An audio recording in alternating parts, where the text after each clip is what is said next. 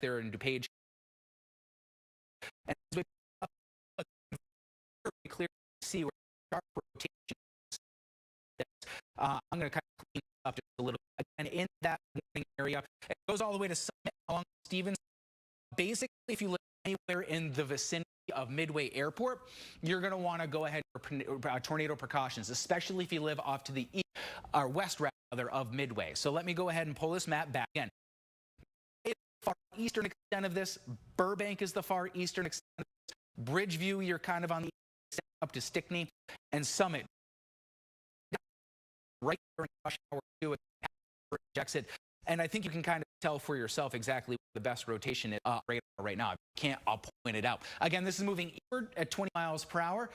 So as you have kind of the sanitary canal that you can kind of follow along the highway, that's down here off to the south. It's getting ready to pass that, kind of where the little reservoir is. And this will continue likely moving right down the southern side of the highway, right now crossing where that 294 interchange is after that sharp curve in I-55. Again, if you drive in these spots, you know precisely where I'm talking about. Right now, I'm going to mess rapid on this for our radar just to kind of see how deep rotation goes and how far it extends. Yeah, that's the lowest level scan we have. So I'm going to plot this off to the east at about 5 miles and just see where this ends up over about the next 15, 20 minutes. And again, it brings you into those spots that I talked about: Burbank, Bridgeview, Justice, and Willow Springs. And Cheryl's also standing by the other with updates on the storms. Not only one, but the North O'Hare too. Exactly, and we also have another tornado warning that was just issued for McHenry County. So things are getting really active right now, so just stay with us and we're going to take you through it as these warnings continue to pop up and develop. But this one now issued for McHenry until 6:45, and we are seeing some strong rotation being picked up here on our radar. So let me take this box off, but anyone in this zone here, Henry, if you're getting that alert, that warning on your phone, you need to seek shelter immediately. Lowest level of your home in a basement if possible. So let's take this off and zoom on in as we were just talking about that one storm in Cook County, but McHenry County right around the Clifton area around 47. This is where we're finding the possibility of that rotation. A thunderstorm using a tornado cannot be ruled out. It's moving to the east now at about 35 miles per hour. As it does, it's going to bring very heavy rain and gusty wind. So out ahead of this, Crystal Lake, as we track this at 6:20, Algonquin 6:27, Cary at 32, and Fox River Grove at 6:35. What I want to do is switch over to velocity mode. Take a look, because it was looking pretty impressive just about a second ago. And there you can clearly see here, we're finding greens next to the reds crossing over 47. There is apparent velocity and spin on this storm. So back to radar we go. 47 right now. Zooming on ahead of this, approaching 31. Past the storm Lake Hills, we have James Rico Road there and stretching to North Rand. This is the neighborhood here that is going to continue to work off, or the street there, I would say, that it's going to continue to press off to the east. So Lake, you're in this zone as well as Oakwood Hills. We're getting a lot of information in, and we are now Cook County area. This is threat, and an actual tornado touchdown is now being confirmed. Yeah, absolutely right. Confirmed on the ground. I kind of got my head down. I'm looking for the debris signature that we so often see on radar.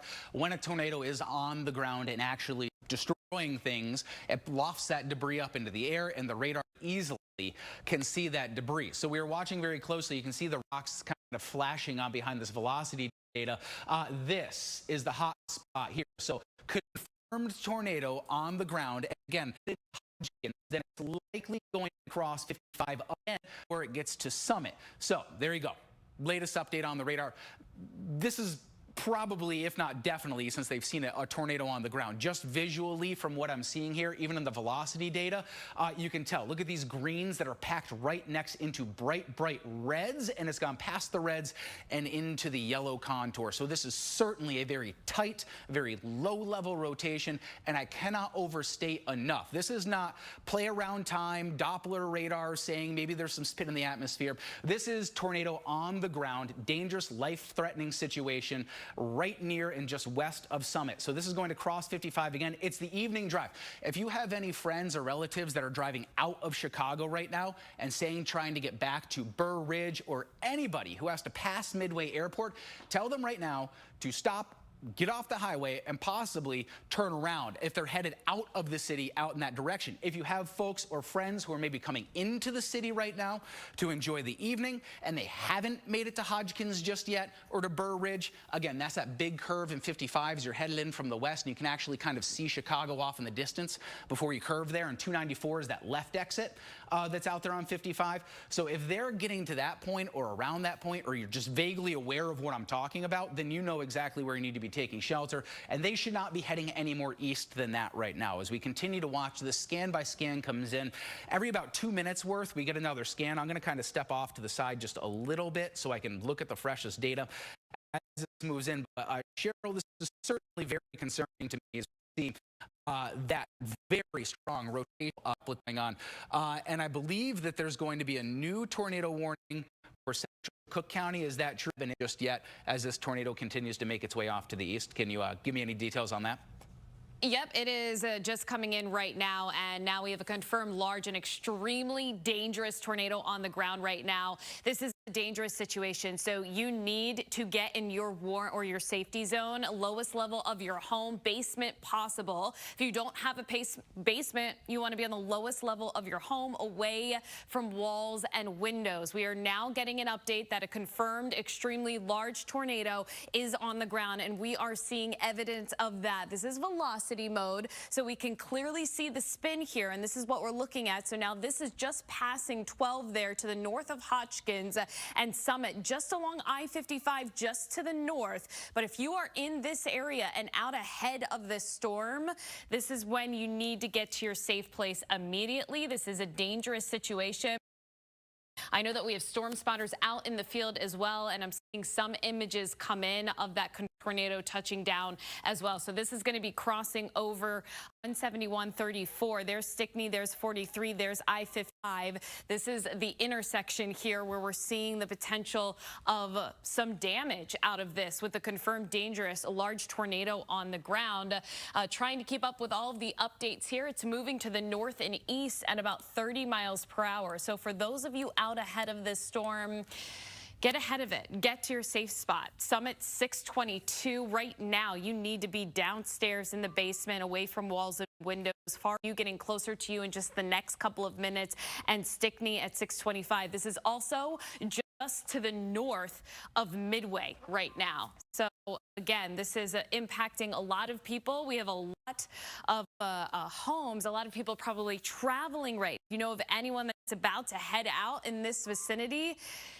Not. Stay home. Midway, likely sirens are going off as well. Everyone getting to the tornado seek shelter zones in the airport, likely being very close to this. I know there's a lot of alerts coming in right now. Let me switch over to radar.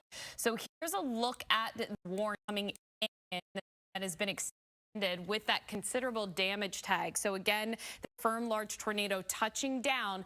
Out ahead of it, we have to be prepared. From Wrigley Field down Chicago, now in that tornado warning zone, stretching off just to the south of the city as well. So what we're looking at here, just to the south of Brookfield, Cicero, out ahead of this storm. We're going to zoom in closer. We're going to get you street level because we need to get you prepared, those of you in the zone. Joliet Road here, Stick Forest View. This is heading in your direction. 47th Street, Ogden Ave. If this looks familiar, if you're hearing your name, if you're hearing your city, get to that safe spot. Out ahead of it, taking you a little bit farther to the east, there's I-55 crossing over 50 there. Cicero, you're in this warning zone. Irwin likely just off to the north. Again, with the rotation in the atmosphere, these storms could wobble just a bit. So that's why we do have that large area of this warned zone with this storm. We have a lot more coming in as well across the area. A new tornado warning, which we're going to continue to stay on all of this to continue to keep you up. Come in now. Kane County as well. This one until 45. So Elgin, just to the north of Campton Hills. Finding some spin here this warning, which will be in effect for the next about 20-25 minutes. Greg, right now, that big concern, the confirmed tornado touchdown. I'm seeing a lot of new updates coming in. What are you seeing? What are you hearing latest on this? Seeing and hearing, and that is a very strong and extreme situation that's unfolding for us here along the I-55 corridor. Cheryl mentioned this does not look good on the radar screen, so I'm going to keep it in velocity mode and also keep this on the very strong, violent tornado right now on the ground. It's not just radar indicated. We are seeing every single indication being on the ground of destroying things on the ground, lofting them into the air, and those are being picked up by the radar. Again, this is out near Midway now, but it is marching right down Interstate 55, and it is doing so at a painstakingly slow 30 miles per hour, rush hour slow, making its way down the highway. And I cannot overstate what Cheryl said. Have folks that want to travel on 55, that do travel on 55, this is the evening commute. It is time to tell them to not go on the highway. If they are in Chicago, they need to hang out at work, they need to go to a safe spot and work. This is headed towards the city. If you're off to the west of this morning, hopefully you're in a safe area. You should not head into this warning box going on. You should not go into this warning box right now, specifically along the I-55 corridor, because this isn't just another storm. This is a storm that has been confirmed on the ground, producing destruction as we speak. Right now, just the Cicero cannot catch a break. Of course, they had the flash flooding of under a week ago. We're flooding too over the rains that have been the last couple of rounds. And now that tornado is sitting just north. Remember how I said it was near the sanitary canal on 55? That's exactly what it is. So there's the canal, right? Dug to reverse the flow of the Chicago River. It's next to 55. I'm sure you've seen it 100 times.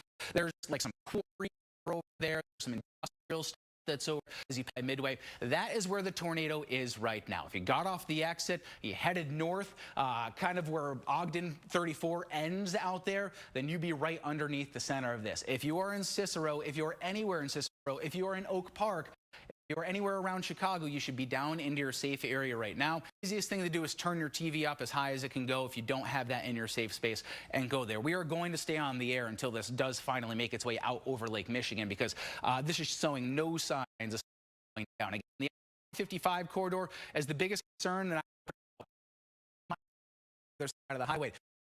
Mac Road, Roosevelt Road is probably a pretty good one too. I don't know if that one's showing up. There's Cermak. Okay, there's Roosevelt. Yeah, so Roosevelt Road, Cermak Road, Cermak, I'm getting ahead of myself. Cicero as well, West 31st Street, all streets that we've driven on before. These are the spots that are going to be of the most concern in about the next 5 or 10 minutes. The good thing about this is that it is moving incredibly slow. Of course, that's right now. But the good news is that we have plenty of lead time for areas that are off to the east. Again, looking at some new warnings that are coming in, I'm seeing trees down, house damage at Algonquin and Reed. That's out in Huntley, so western cells out there. And these are all stuff for the western tornado. Mop up that warning here in the next couple of seconds for Cook County. I want to spread out you here and show you what we have going on just for warnings that are across the viewing area right now, so you kind of get how quickly, if you were with us at 4 o'clock, we had some action that was out near Dubuque, Iowa, crossing the river. Some action that we said, okay, this is definitely going to do something. This warning here that's back out off to the west, I'm aware you can't see my cursor. So let me just go ahead and highlight that. They're going to expire probably this morning. We're likely going to keep this warning going all the way to Chicago. And as Cheryl said, this goes all the way up to Wrigleyville. These storms, when they're this strong, they're this self-contained, they like to wiggle a little bit. So I wouldn't be surprised if it is along 55 now, but then it wiggles a little bit up to the north, and all of a sudden it jumps up to the so if you're along the Ike, the central exit on the Eisenhower, the central, the Stevenson for that matter, you are going to want to go ahead and go to your safe spots now from Oak Park all the way up to the east and into Chicago. Back up that view just a little bit. Out in the areas, your not severe warning. Your tornado goes until 6:45, so you got about 15 minutes left on that. And we are also watching a cell that was out in Elgin, and your Elgin warning probably goes until about the same time. Yeah, 6:45 there. Again, if you are in now, you're just hearing about this tornado warning that is out for the city of Chicago, including that. This goes until 7 o'clock. At the very least, on the air until 7 o'clock, covering this as it makes its way through the city of Chicago. And I can hear NWS chat going off in my ear. I know the updates are coming in fast from the National Weather Service. Cheryl, do you have any other reports that you can pass along at this time? Because we have a few tornado warnings on the map right now, but the one in Cook County is the one that we're continuing to monitor closely. We still clearly have a signal here on velocity that we're still showing signs of some very strong rotation, and this is on top of stick right now. There is I-55, so just to the right now, and as Greg mentioned, riding just up to the north and east along that canal. So Cicero, you are just out of this, and you can come on in, and as we can see some of these streets that this is about to cross over, South Central Avenue, we have Pearl Road here, West 35th Street. Again, off to the north and east, it's about 25 to 30 miles per hour, but no signs of this.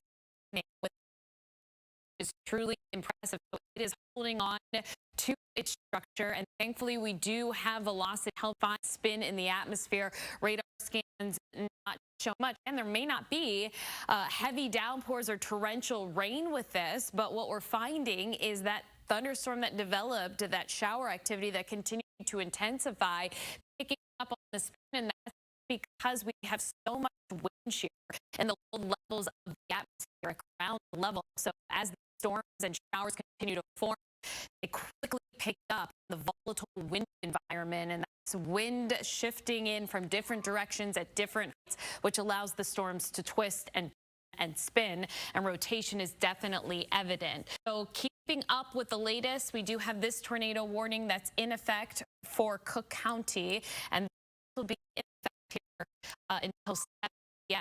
Anyone in this pink area, in this cone, in this orange zone, you need to stay with us. We're going to keep you updated as the storm continues to pass off east, but we also have other tornado warnings on the map. So let's take you back to where we are right now, but the one in Cook County, definitely a big concern.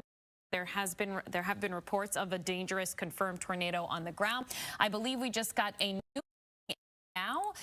This is going to be parts for northern Cook County as well. As you can see, Bloomingdale in the zone here as well. So let's get the latest. This one in effect for the state page now, in effect until 7 p.m. well. So as I take off, this is the new warned zone out ahead of that spin that we were tracking, moving through Elgin and South, pushing to the east, Bartlett, Bloomingdale, Carroll Stream, Schaumburg in the zone, as well as Wayne. So we're finding the rotation here. This is radar indicated as of right now.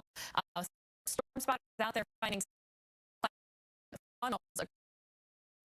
Looking at the chat, just wanted to get with you coming in, so I don't want to miss anything as I'm talking about radar. So what are you seeing at this moment? It's honestly unbelievable, because we do have so many active warnings right now. We've got too many colleges and 4 warnings that are going at this point here. So now the newest warning, which you just saw flashing on the screen behind me, for northern DuPage County, and also and western portions of Cook County, kind of a little appendage up there around the Palatine, Bartlett, Schaumburg type. So I'll zoom into that in just a second. And if we can take that camera, let me know, because I take that at just about any time.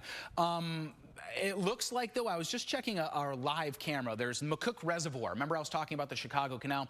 There's a reservoir there that has a camera that is looking right now off to the east. And what I can see on that camera is the wall cloud from this storm, and there is not a tornado on the bottom of the wall cloud, at least from my view right now. Okay, so pop me up on there with it, and if you could, that'd be some TV magic. But you see that right there? Kind of move the cursor over towards the middle. Yeah, right there. Yeah, very clearly that's the wall cloud. That's been rotating. We've been watching that. The kind of came down from that for a brief period, but that is still being watched very closely. Again, this isn't high enough of a resolution to not know that there is some spin at the ground, but it looks like for the time being, visual of that, that the tornado is no longer on the ground. So I'm going to continue that, because it is a very high view. I'm going to take you back to the weather. Computers here off to the take it back to the map, and we're going to talk about this warning. Now in northern DuPage County and southern and western portion of Cook County, this one now goes until 7 o'clock. And we'll zoom on in for the radar for you here as I put off of this storm that's moving down. Zoom down to northern portions of DuPage County. So again, this warning, this is until 7 o'clock. I'm going to put the area on the board. Draw it out. Again, we're covering a bunch of tornadoes at once here, a bunch of tornado warnings at least. And I remember I mentioned Schaumburg and Palatine and those types of areas, and Bartlett too mentioned. Well, here you go. About 6:30 is when, so right now that's over Bartlett. So if you're in Bartlett, you need to be in your safe space at this point. Carroll Stream will give you a little bit of an advance warning. You have about 10 minutes to get to your safe spot. Schaumburg, you have about 20 minutes to get to your safe spot, or I'm sorry, 15 minutes to get to your safe spot. And Glendale Heights too at 6:51. Again, this goes until 7 o'clock. So we're watching this continue to move off to the east. See that warning that's back off to the west of that one, that's likely going to be expired. So if you look, that would be Kendall County. Looks like you're in the clear at least from that warning for the time being. But right now we are tracking this cell, which is over northern DuPage County and southern Cook County. I'm going to clear everything off of the board that I just put on there. And I'm going to put up the velocity just to see if I can see out on the first any rotation that I can. Be back here. So we're going to give you a cell that was moving down I-55. If you live in Bartlett, you need to take your safe space now, especially if you live on Bartlett Road. I've been on that road, Schaumburg Road too. You're going to have to go ahead and take your safe to your safe space right now. Out in your way, Schaumburg Road 2.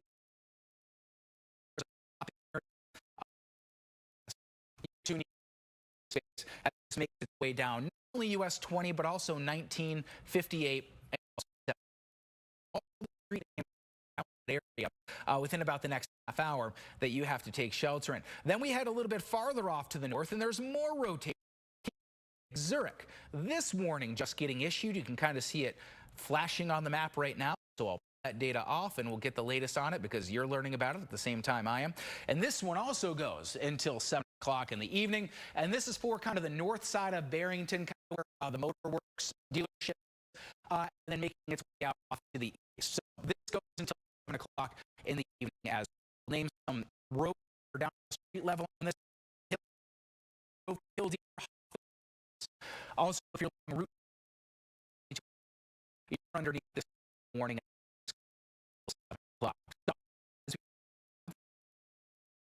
Warnings that are in northern DuPage County, 7 warnings that are out in extreme western portions, southwestern portions of Cook County, and then warnings that are in now Lake County way 2. This warning that's out for Cary, this that's out for Elgin, these are likely to be expired and dropped off the board. So if you listen, you took rather your safe space out in like the Huntley area or Cary or out in Elgin, you can now start to emerge from that here as we watch these storms continue to march out off the east. I want to take another look because of course, they're watching very closely that storm that's moving towards Chicago. And it does still look like there's rotation. Honestly, looks a lot better than it did before. And Cheryl, if you're saying anything in National Weather Service chat, then go ahead and pop in and let me know. But as I even look from that McCook FOR camera, even though it's moved off into the distance, that does look a lot better. Still, though, from they still have that warning that is out into Chicago until why is that? Again, as we learned from the sample, this was the same one that very briefly during the 5 o'clock hour, shortly after 30, brought the warning to southern DuPage. And then we watched this so we continue to watch here this moving, and there you go. That's alive in the city. You're looking past the Sears Tower. Wall cloud from the system. Can I get over there? I can't, obviously, because there's a box in the way. But that is the wall cloud that we're watching from this, and it's blocked, unfortunately, by the Sears Tower. But by all indications, not seeing any debris at the ground. It looks like that rotating wall cloud is moving. You can see it rotating right in front of your eyes. It does not have a tornado attached to it. We can watch that. We need to to watch it. I see people walking around the streets of Chicago right now. Probably shouldn't be out there as this makes its way down because, again, as we know, this can drop a tornado at any point. It just did it out near Cicero. It did it in Naperville, too, and it can do it again before it finally moves safely out over Lake Michigan. So really need to stay vigilant. It's going to be a wild sight that you see coming into Chicago in the next couple of minutes. It reminds me of the last time that we saw something like this where the rotation was directly over near here, and we can see it on our cameras too. Thankfully out already over the well from Chicago to the north side, Wrigley to the south side as well, past the Sock. You still need to be watching this. And as I pull up National Weather Service chat just to get the latest stuff, getting closer to needing a tornado warning for Cook County near Homer Glen, Emily Park. Not there yet and close. So yeah, so we're watching a storm out Homer Glen too. And Cheryl's of course watching all of these on the radar and keeping up to date with those. We also have a tornado warning, a new one. That one just came out for southwestern Lake County, which we talked about up off to the north. Spread out the view.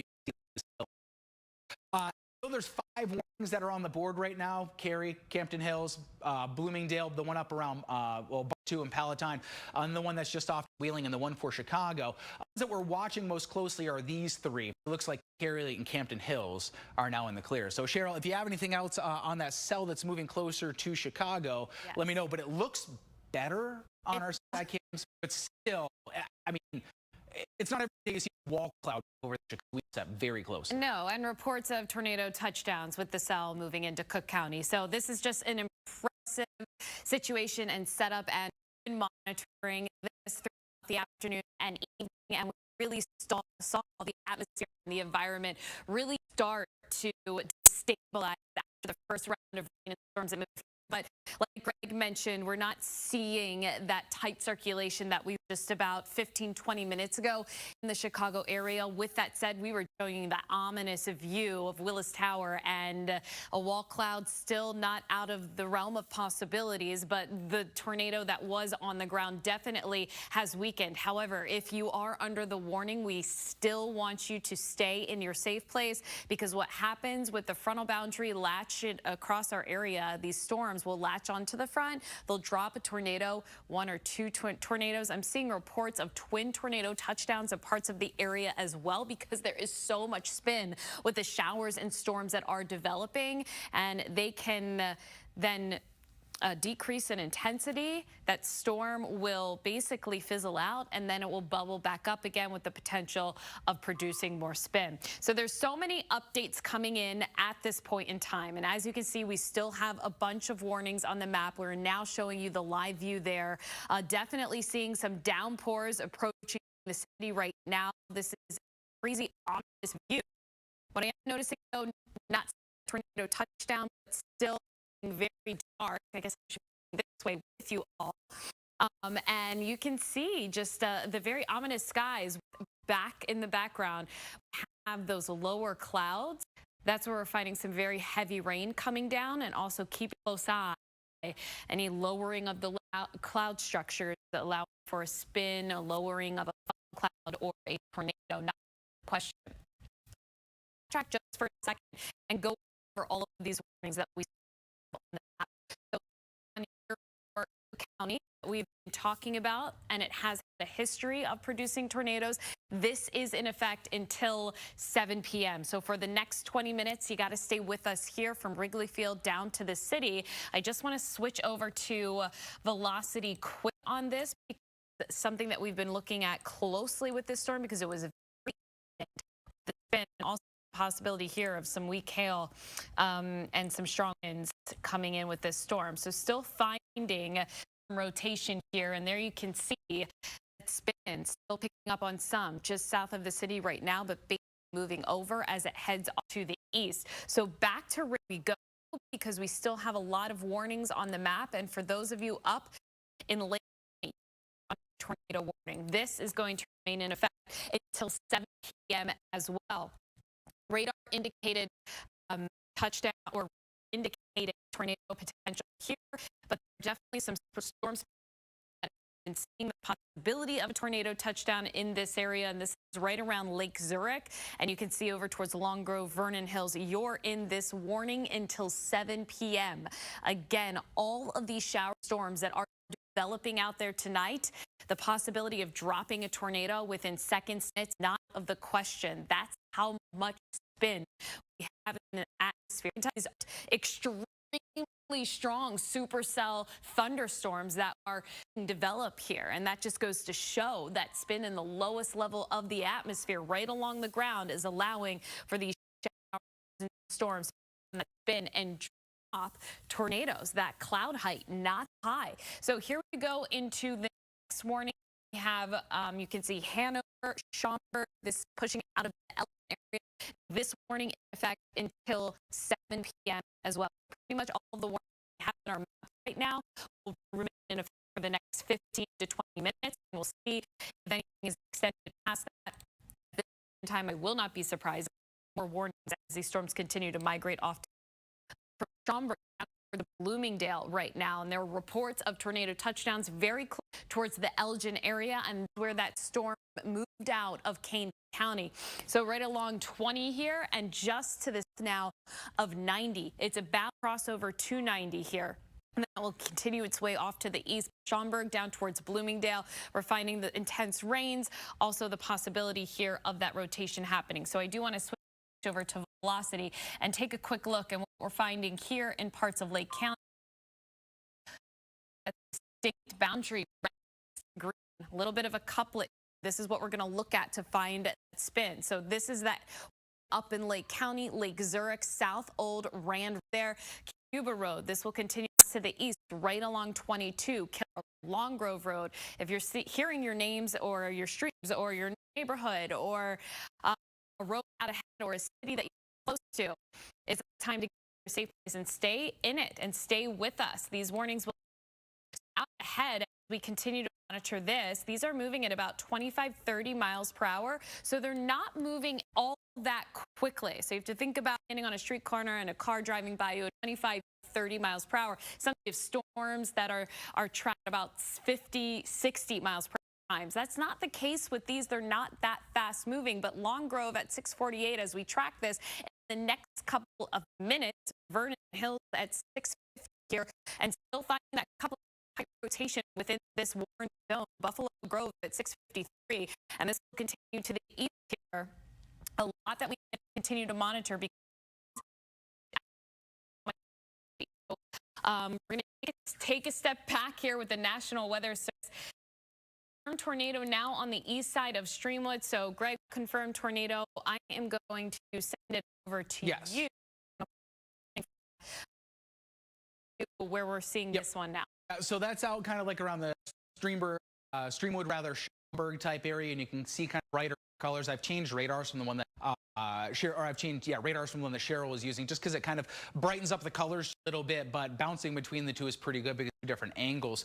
So this will be just off to the west of Schaumburg, kind of here's their rotation, and then there's that other rotation just out near Wooddale and Roselle that we're also watching. Now this tornado warning goes until 7 o'clock in the evening, and I do want to say that the National Weather Service has given the all clear for Boone, McHenry, DeKalb, LaSalle, Kendall, and Grundy counties too. And we're also watching that weak rotation as it makes its way over Chicago now, but the good news is that it's just rotation. It's over. Well, I just saw it on our shed camera, kind of Hyde Park, South Tinley Park, but it looks like in about 2 or 3 minutes that's going to be out of the lake, so we're not so worried about that anymore. All right, I'm going to go ahead and I'm going to put on the warnings that we have at this time, spreading out the view and showing you those warnings. Again, we have the one that is still active for Chicago. I expect that to expire within the next couple of minutes as it just has. That has now moved out.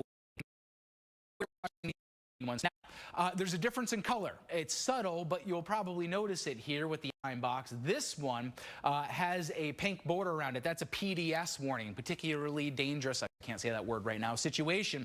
That is because the tornado has been spotted on the ground. That's for the Schaumburg area. It's for Bloomingdale. If you live out in southwestern portions, or I guess just extreme western portions of Cook County, kind of where it goes over and hugs DuPage County a little bit, this is for you. You need to be in your safe spot right now for at least the next 15 to 20 or so minutes. We're going to zoom back in. I'm going to put on that velocity data again so I can see exactly where the rotation is, so I give you accurate streets. So here it is, as clear as day to me as I zoom in. So Weathersfield Way, if you're along that, then you're going to have to go ahead and go to your safe spot, and that extends all the way through looks like the south side of town through Schaumburg, all the way up to Roselle Road. So if you're anywhere along there, this rotation is about to move directly down Weathersfield. You got to get up north and south. If you're vaguely familiar with where that road is, then that is going to be the area that you're going to have to take shelter at this time. You can also see how the rotation kind of jumps around a little bit too. Now the brightest greens are there, right next to the reds that are just south again of Weathersfield Road, just north of Wise Road. Hanover Park, hopefully in your safe spot too. I'm going to move this a little bit farther off to the east and spread out the view again so we can give some other spots up. But Medina, Roselle too, Lawrence Avenue out in Roselle, Central Avenue out near Roselle, and then also, of course, we mentioned that road. Wise Road, as it extends all the way out to about 290, is also a spot that you're going to have to keep an eye on. And again, if you're in that area, you need to go to your safe spot. Really anywhere box. He extends down to Carroll Stream and Glendale. You've seen anything from the last about hour or so that we've been on. It's that these tornadoes can very quickly spin up. They can spin up in different spots. They can go away and come back. And that all ties to how much instability is in the atmosphere. And we're not completely out of the woods just yet, because even though most of us here have already spread out off to the west, we still have a decent portion of the viewing area, including northwest Indiana, that's in that tornado watch until 10 o'clock. So if you are in our viewing area, you still do need to keep a very close heads up on what's going on. As I spread the view towards Wooddale and Elk Grove and Mount Prospect, you can still see very clearly on the radar. You're getting another little rain in the Addison Wheat area. That is tornado. Importantly, I want you to be worried about at that point. Okay, from Hills, and that is very clear to our western counties. That is very clearly a tornado that was on the ground out there around Campton Hill. And see how very quickly that extends down wall cloud and to the ground. And yeah, there's debris in there. That's the debris signature that we've been seeing on radar. And there you go, puffs of debris that gets pulled up from it too. You can even see kind of some chunks. As this out in Kane County, and that is a perfect example of how violent the lower levels of the atmosphere are right now. When we saw these storms just forming out there around Dubuque, Iowa, we knew that there was enough low-level shear that if we happened to get updrafts into thunderstorms very quickly as they came off the ground, they would get an aggressive spin as they made their way up into the wall cloud, and that is just textbook right there in terms of a tornado on the ground. As I'm looking off to a monitor off to the side, I know I'm not looking directly at the thing, but I want to go back to our radar screen and talk about what we have on board. So we got chopped up a little bit, perhaps extended. So same time, 7 o'clock for our extreme northern portion there. That's the one that just popped on. So Elk Grove is where we're going to go and change our view down here from Schaumburg down to Elk Grove. You just into the warning too, as you extending this. This is that storm that we just saw that was on the video. So this is now for the 355. So you go up 355 to Lombard, as you hit 290 around Elk Grove, as you're in Addison to 290 all the way out here off to the west, almost to Melrose Park. This is the area now that is under new concern. This tornado warning, I'm going to guess until 7:15 or maybe even 7:30 out ahead of this. Okay, so 7:15. So 15 minutes to that 7 o'clock warning as we take a look at the new rotation from this. And as I look over, multiple circulations are with this confirmed tornado in Glendale Heights as seen on radar. So as I mentioned, multiple circulations, and that's why you can't just count on the one that you see at the moment on the velocity data for being the circulation that you need to be the most concerned about. So I'm going to turn back on that velocity. We're back here on the sweeping radar. And Cheryl, if you have anything new to share, go right ahead in terms of damage reports or anything of the like, because of course we're tracking all of those as they start to stream in behind these storms. So I'm turning off a couple of radars. I'm going to switch over to our own live Doppler 7 Max because I think that might have the best view of this from a velocity standpoint. And yeah, you can very clearly tell that on the screen we've got rotation right now, Glendale Heights. So I'm going to zoom back in now that we've kind of got it pinpointed here. Crossing 355 pretty soon. A street name. It looks like 64 out there for sure. St. Charles Road, North Glen Ellen, the area of North Glen Ellen, Heights, St. Charles Road. But remember, there's multiple circulars. This is just the one that's showing up the best on Doppler radar when you have so much.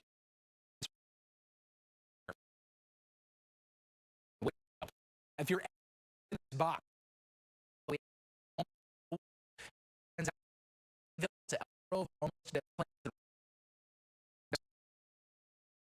safe spots. Now, if you live out in Niles or Oak Park, then you're probably going to want to at least monitor this very close to another cell. This will get warned all the way through the north side of Chicago, so just have the south loop rotation move overhead.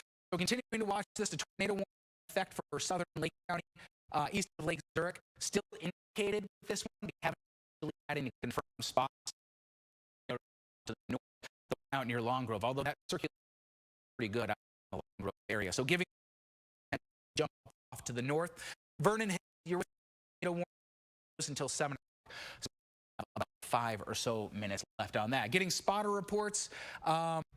Trees uprooted, roofs blown off near Joliet Road and LaGrange Road. That was out in Cook County. And we're almost ready, not quite, but almost ready to give the all clear for the evening for King counties, for Will counties, and for Kankakee counties too, as it looks like the back edge of the storm continues to move to the Chicago area, rather Cheryl. And we're tracking really 2 storms. That's concerned, but probably about 5 circulations within those that we're really watching very closely, especially the one that's just off the show. Yeah, we can clearly see and define where we're finding the circulation, where we are getting the confirmed rotation, producing wall clouds and tornadoes out of the showers and storms. But what really is so impressive with the tornado zone, we have so little notches with showers and storms here that are moving through. There is just so much spin in low levels of the atmosphere. We cannot stress that enough, but we're getting reports right now of a rotating wall cloud in Lombard looking north. We can clearly see where we're finding the potential here of a tornado touchdown that could be imminent in this area. And this is coming from an area and out of County where confirmed tornadoes did touch down. So in this area, you really need to stay in a safe place. Right now, this is right around Glendale Heights. There you can see that bright reflectivity here, the velocity picking up on that spin. It's just minutes away from across 355, and it's going to continue to the east. So now just north of North Glen and South Addison. And Addison, you're out of this as well as Wood. This is a large zone. Within this tornado zone, there's a possibility of more circulation. And up to the north, right around Itasca, finding some bright reflectivities here with velocity, indicating the increase in wind speed and again the possibility of spin. You can see all of these little notches going down with this line of rain and storms moving on through. And there have been showing you some video of some really rapidly intensifying tornadoes at ground level with these showers and storms. These aren't exactly extreme storms that are up to about 40, 50, 60,000 feet in the sky. What we're finding is that they're pretty picking up on that ground circulation and that spin, and these showers are really just getting active as they have been over the past couple of hours. The coming in right now with this tornado warning that in effect, you can see from Schaumburg over to Elk Grove, Addison, and Lombard. Everyone in this region, warning is in effect until 7:15, so we have 15 more minutes with this warning here. Won't be surprised if it is extended a little bit farther to the east, but we are seeing a lot of action within this zone, and we're also going to get a new warning that's going to come in for northern Cook County downstream of D going to the lakeshore. That is still finding again those showers and storms in the area that are producing or possibly producing. And we still do have this warning that is in effect for parts of Lake County, and we could still find some weak rotation here south of Vernon Hills, between Vernon Hills and Long Grove, pushing off to the east, and we'll see if we get another warning. So just backtrack here, take you off of velocity modes, you can see a clear picture of the activity we have on the map right now. And what we're finding here is from Lake County into northern Cook, stretching back towards has been an active fight in this region, and we're not done yet. We have to wait until this round off to the east. But Greg just mentioned this back to the west is where we are finding the basically from McHenry back towards DeKalb. But we have to stay on top of the action and the activity right now because tornadoes touching down. We're not in the clear. We're not out of the woods, and we're not going to be until at least 7:30, 8 o'clock once we get these showers and storms out. New warning coming in, like I said, for Northern County. Waiting for that one to pop on our screen. And there have been reports, multiple circulations, including reports of brief tornadoes within these showers and storms moving on through the region, which we just talked about. There's just so much low-level spin that we're not just finding one area with tight rotation. We're finding spin within the batch here of rain and the action and the activity that we have on the map. Also, rumbles of thunder happening in parts of the region as well. And now we are beginning to see some signs of some new development in counties of Indiana with the showers and storms moving in and out of Illinois. So you're next with rain and the storms moving through. So everyone in northern Indiana, north Indiana, with us through this, let you know of these showers and storms that are moving your direction, pick up on rotation and start to spin, and possibility of a tornado warning being issued for, it's been an active night. We still have here you can see on radar we are finding new spin here in parts of Cook County, right around the 9 area towards Oak Park. So waiting to see here how far this one is going to be extended from Schaumburg and Bloomingdale. You're beginning to get in the clear. I need to switch over to velocity mode to get a good idea of what I'm seeing here as we so right around Rosemont and Elk Grove, and again Rosemont reports coming in of a developing tornado now on the north side of O'Hare Airport. I know a lot of people have been feeling. I have no doubt they're getting everyone to the safe places in the airport. You see the tornado shelter zone sometimes when you're walking around. And here's that warning that I was just talking about I was waiting for it to get issued. It's National Service. We have this new tornado warning that was just issued for Cook County. This one will remain in effect now until 7:45, and we are getting reports of a tornado being, or possibly a tornado produced here in the short term. This is going to be on top of Elk Grove, close to Rosemont right now, I-90, 94. Let me take this off so you can get a good idea and a clearer picture where we are. Actually, what I want to do right now is take off radar and see the zone of this new warning for part of North County. This does include Niles down towards Maywood, over towards the lakefront Wrigley Field, again downtown Chicago, but it's right around Grove right now. 190 there, and we're going to take you in street level just so you can get a good idea. The airport, our radar back where we're finding that spin. So there's the airport up towards South Mount Prospect Road, Rosemont. This is the rate to be in your safe place. There's a lot here in terms of homes. This is a highly populated area in the Chicago area. This has been an active night, dangerous situations with these confirmed touchdowns. So again, if you are under a warning, you need to get to your safe place. Hopefully you've been talking about the severe weather safety plane, lowest level of your home. A basement, if possible, would be the best bet from walls and windows. Okay, finally getting a view now in from O'Hare. You can see the cloud structure and the movement there. Blue skies back there and can you I'm going to guess this. I know this is O'Hare with the camera pointing north and west, and there you can see the rain coming down in some of those locations, but also the quick moving cloud structure as well. Blue skies there.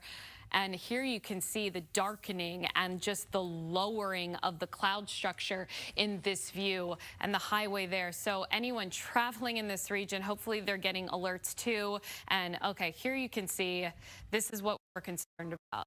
This is that potential wall cloud dropping down. There you can see lowering of that cloud right there in the view from O'Hare Regional Airport. Not seeing a confirmed tornado on the ground right now, but this gives you an idea of what storm spotters have been looking at all day. Okay, here's inside O'Hare Airport, one of the busiest airports in the country. Everyone getting alerted right now, and they are moving to their safe places. They have tornado shelters within the airport, and right now getting confirmation that everyone is being asked to get to those safe places, as we are seeing some ominous skies and the potential here again of a tornado possible touchdown very close to the O'Hare Airport. Greg, what is the latest coming in from the hat and the spotters that are out there that have eyes on this storm as well? Yeah, unfortunately, we don't have control of that camera that we were watching, which is why we were looking towards the blue skies for a second. We instantly would have spotted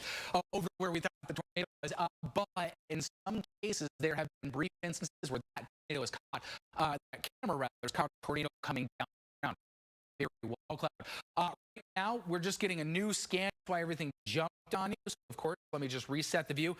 This is moving directly over right as we north of the. So those folks hopefully are down in their spots. But if you live in Park Ridge, if you live in Niles, if you live anywhere that's kind of along and north, like if you're headed on 294 or something like that, and you get off on any of these exits that are north of the airport, Devon Avenue, spots like that, Howard Street, Oakton Street, you need to go to the place right now because that is where the tornado warning is for. But we'll actually turn off the velocity data for just a second. You'll notice covering with this tornado warning talking about the cell being over O'Hare, but there's been multiple small circulations involved in this, and every once in a while they've popped up and produced a tornado. Right now, as that line kind of gels together, basically Cheryl and I are playing whack-a-mole on the radar with new circulations popping up every other scan along the line. And with all the instability in the atmosphere, any new one of those circulations, which is why maybe it feels like we're jumping around a lot, any one of those could then very quickly develop into a tornado, drop it around, and bring it back up. The good news about that is it's a little bit less track than what we just saw a little while ago down on 55, but it is still the same emergent concern as this makes its way to the north side of town. I would be the most concerned in getting very quickly to your safe spaces if you live north of the Eisenhower, all the way up through the north side to just south of Glencoe. And I'll zoom into a couple of those spots to kind of get an idea where I'm really concerned and where I really want you to heed the advice of the National Weather Service to go to your safe spot. So that'd be right there. And then on the south side, I would probably draw it, or south of that, obviously not on the south side of Chicago, but I would probably draw it right there. So anywhere kind of in this corridor is where the most rotation and the most frequent rotation has up. So to give spots, live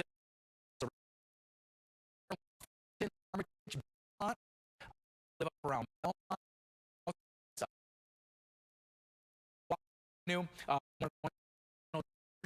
as well on the north side of town. Really anywhere kind of in this corridor is where I expect to see the rotation and the most frequent and long-lived rotation, again moving just to the west of O'Hare at this time. So those arrows off real quick. I'm going to put the circulation back on because as I mentioned, it's a big basically session of whack-a-mole at this point. With that moving just north of the airport, Park Ridge, Niles, you need to be in a safe spot. Morton Cove, you need to be in your safe spot too at this time. All along High Street, Beckwith Road too, as that goes off to the east. And this will cross 294 in, let me go back to the rotation and just kind of eyeball it, probably about 10, 15 minutes or so.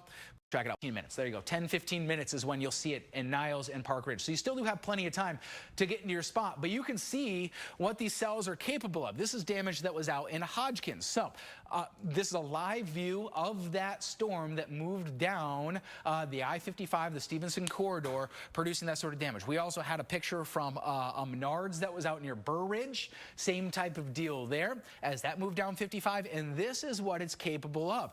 Picking up one of those towers, flipping it, one of those stalls, putting it on top of you or your car if you're just lollygagging and walking around outside and not in your safe spot. And that is kind of on the best side of things. Of course, could be much worse than that. And as we're starting to see all the reports come in from the area, we're going to send our reporters to those spots. But this is very, very much a developing situation where we're getting damage reports from all over the place, and these usually do lag a little bit behind the actual peak of the damage, of course, because people are coming out of the spots that they were hiding in and emerging to the damage, and first and foremost, before calling the news, they're concerned about their friends and family. So we'll get a little bit of a delay. Usually it's about a half an hour to hour in my experience. Going back to the radar, because this is still the rotation that catches my eye the most, now crossing 294, so it's just off to the northwest of Rosemont. It's clear of the airport at this time, so if you got friends at O'Hare, they should be getting the all clear soon enough. But this extends not only around Morton Grove, but also through Niles and behind me to Lincolnwood too, kind of existing in that corridor that's just off to the east of 294 and north of Interstate 90 as this continues to make its way to the east at about 25 or 30.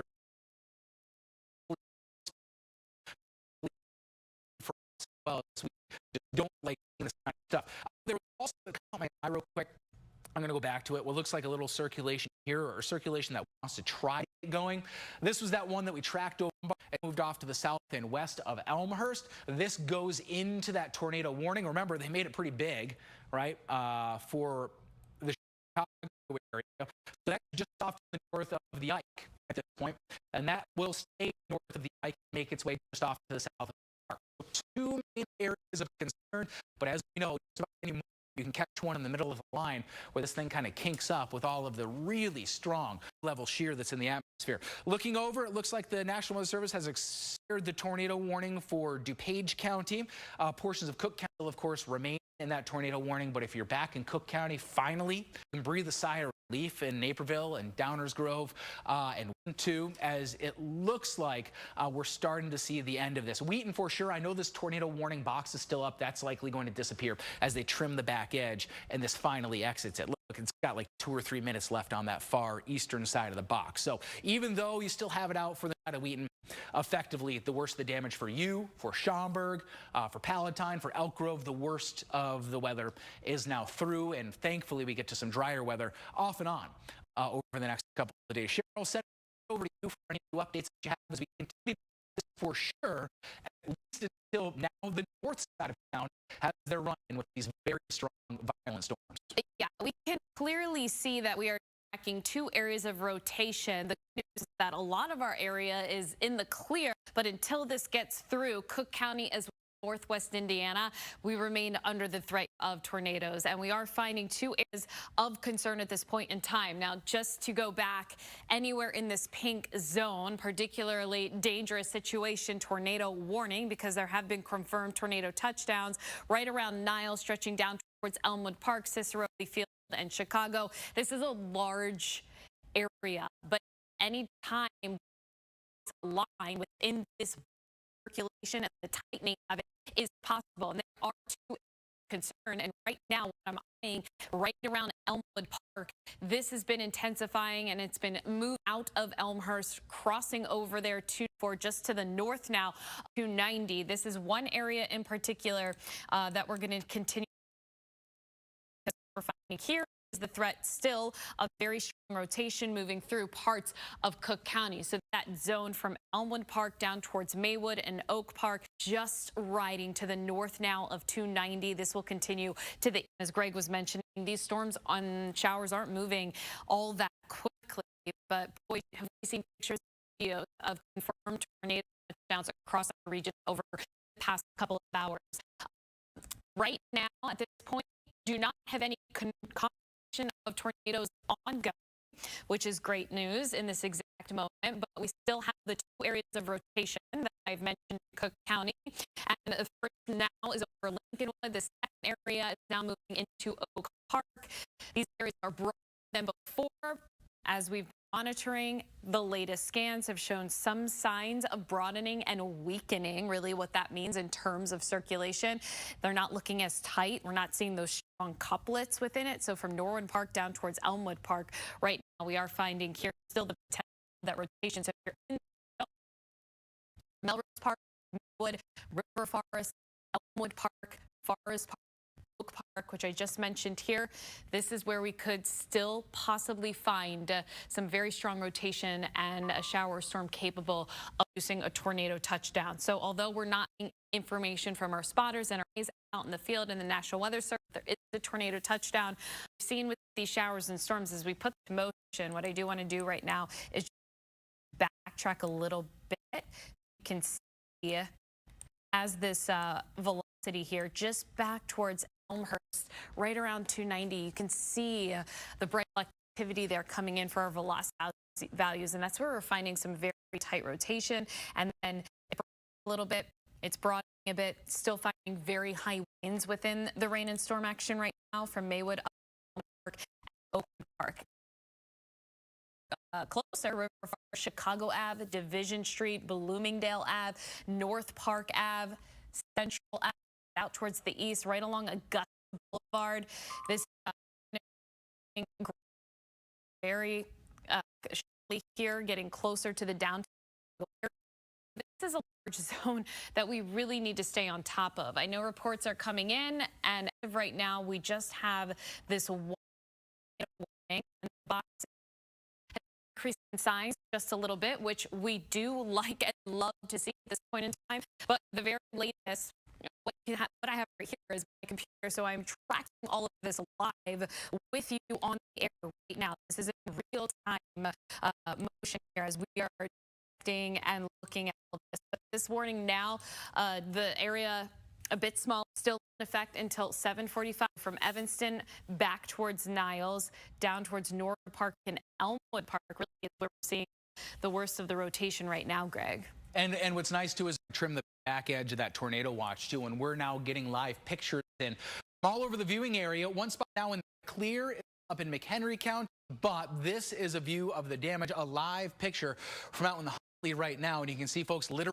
picking up the pieces as there's lots of roofs blown, and this is just as we rolled into town. Scary stuff, seeing the roof of the house peeled off, and a big headache for those homeowners. And what you can see along the side of the house too, you see those windows along the screen. That may be broken glass, but is certainly a messed up screen from the debris, like from the house next to it that hit, or the wind-driven hail from these as well. So that's on Huntley. Remember, southern fringe of McHenry County had that tornado warning for areas like Huntley and Cary, and we'll stick with this. And just off my head, that looks easily like some EF1 damage, perhaps even up to EF damage, as folks are just kind of coming out and looking around. The good news that there doesn't look like there's a lot of urgency at those scenes, which folks were not at the top level of their house. Hope we can view and get another view of the roof. This is exactly why I tell you to the lowest level of your house. Top level, if you're sitting in a room or something like that, that roof is peeled off over your head, and hopefully the attic and everything hangs together. Lowest level, center of the house, away from any of the projectiles that get formed. Because you saw what happened to the side of that house. It got basically sandblasted with this of your neighbor's house. Another view of what we've had in terms of damage across the area is out just off to the north in Hodgkins of Midway Airport. Remember, off to the east of Burr Ridge, which is that cell that moved along the I-55 corridor. There were some pictures of damage out there. We'll have that as well coming up for you in just a couple of seconds. We're getting that in. We're producing. As I mentioned, the weather watch is still out. The tornado watch clock. One main area of concern, one main warning, and that is Chicago at this time. This color has changed back from the pink, the PDS one, the dangerous situation one, over to the red, which is still very serious, a tornado warning, because we are tracking a very strong rotation that are on the radar. Not so much the reflectivity data. You would look at this, I would look at this, not given the velocity data, and say, okay, that's a pretty standard line of thunder showers, right? Like nothing to be concerned with, but there is so much rotation, so much energy stored up in the lowest levels of the atmosphere that little pockets of rotation continue to form. It kind of steps like a staircase a little bit. Any one of those little pockets is capable of very quickly spinning up a tornado, which is why you see such a large area right now that is underneath this tornado warning, including the north side of Chicago. Now, you're probably wondering, well, what spots, pop out to you in terms of the biggest concern? Well, there's two of them. One up here, up around. So south side of Evanston, right to the center of Wilmette, that tornado warning does extend. Again, on the south side of Evanston, south side of Skokie is where I would be the most concerned right now. I'm going to zoom on in until it gives me street names. So I would say the biggest area of concern is, again, right over the center of where Evanston is on this, between Dodge Avenue, Asbury Avenue, and then continuing now on Chicago Avenue over the next couple of minutes. Good news is this is getting close to Lakefront. Bad news again is this is over Evanston right now. His rotation is not a confirmed tornado, but as we've seen, within moments can drop tornadoes. And even though it has what, like 5-6 miles till, not even, like just till it gets to the lake, it is still of a concern until that finally does move over Lake Michigan. But notice just over that concern is kind of dove a little bit off south, now along Oakton Street. And this is why it really feels like we're playing whack-a-mole with this line of storms as it moves through, because the areas of rotation, again, just going spot at the moment has the best rotation in it. It wouldn't surprise me at next scan if it starts coming up around Lincolnwood more as it continues to move down the line and this tornado tries the line. Let me go ahead and pull off that little marker that I have on. One that I would put on the board. It's just off east now of Elmwood Park. So if you live along Grant, if just north of Chicago, or just north of Augusta Boulevard, or just off to the south of Fullerton, kind of Diversey on the northern edge of that, and then to the east of Liberty. That is also where I see an air concern circulation moving directly over your roofs at this time.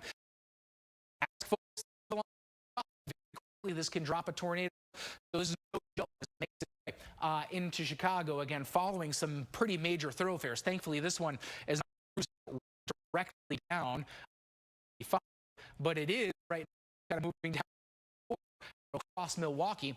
That one's Milwaukee, I believe. Double check on that for you, just so I'm not on the wrong street. It is. All right. So sometimes I think I do. All right. Milwaukee is where that line is probably going to be at the next scan. So right now it's out in Pulaski, and it's going to make its way to Milwaukee probably about the next 5 minutes. And again, if all of these streets, any of these streets are sounding here too, the area of rotation that I'd be the most concerned with would probably be this one off to the south, although this one off to the north is rotating pretty good too. If you live down in Cicero, it's looking better for you. Most of the rotation is staying off to the north. You are still underneath that tornado warning. Why chances is you've already had one basically move your backyard on the south side of town already. And let's let this get to the lake and get finally done with it. Cheryl, if you've heard any reports that have come in from the National Weather Service, perhaps you've got extra damage, I would absolutely love to see that, because that's about the time that we're getting these in, as we need to track these two areas of circulation making their way out Lake Michigan. Again, that's why such a broad area as I track out those two levels of circulation out to Lake. That's why we have such a broad area warning right now. Yeah, and it's good that I'm timing and saying that we are getting more damage reports, but still just these areas of rotation.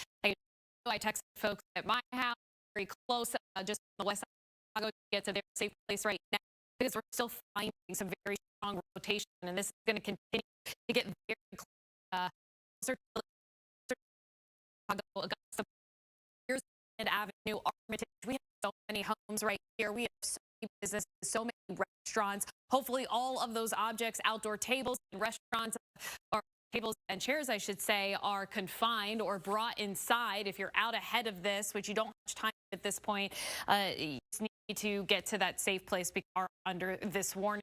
But Pulaski Road, Augusta Boulevard, Park right now really is where we're getting the worst of the rotation. Again, we're not finding anything that's showing or warranting touchdown at this point. And we have a lot of eyes on the skies, and we're continuing to monitor the reports coming in. But with that said, at any time, these showers and storms are capable of dropping a tornado. All it takes is a minute to 2 minutes. Pick up on some more spin. We have a frontal boundary draped across the region. We have so much wind shear, and this is going to continue to push its way through Chicago right now. Again, under that warning. So we zoom on in, Augusta Grand Avenue, taking right across Ashland. We're going to cross over Western as well. Elston Avenue. This is where we're finding some of the strongest winds right now, right down Chicago and Grand. Continue pressing closer into the city. And you can see all of our city now getting in on this action. This is one of those zones. See those bright colors popping up here right around Diversey, stretching down towards Augusta Boulevard, channeling that Armitage and Grand Avenue corridor right now. A lot of traffic. 722 crossing very close to I-90. This is not too far away from the lakefront at this point in time. You can see just about 4 or 5 miles. The good news is that it's 4 or 5 miles from the lakefront and the heart of downtown Chicago, which means this is going to eventually come to an end across the city. But as of now, we still have that until 7:45. Here, we're also finding still the potential of some spin. So from Evanston down towards Oakton Street, Pratt Boulevard there, North Ridge Boulevard between Evanston and Toohey Avenue, Oakton Street, right on top of you right now. Again, we don't have a confirmed tornado touchdown, but if there were one to occur, it would be right in this location. Sheridan Road as well. Latest scan updated looks great for Evanston. You are getting out of the worst of it. That bringing the rotation off now over Lake Michigan, but still downtown Chicago, right along 90 North Elston Avenue Street, just now to the Milwaukee Avenue, North Branch Street, Clyburn Avenue, Cortland. We have Home Depot. We have so much in this location, Armitage Avenue as well. All of these streets and neighborhoods, and just at this point in time. And then keeping an eye on the Stickney area, and it looks like we may be developing some new rotation in that region. No confirmation. So we move down. Let's just take a look now. Velocity. As Greg was mentioning, from a meteorological standpoint, looking at radar right now, it just really doesn't look that impressive. And this is something that we've been talking about. We don't have those very strong cell thunderstorm tops shooting up 40,000 in the sky.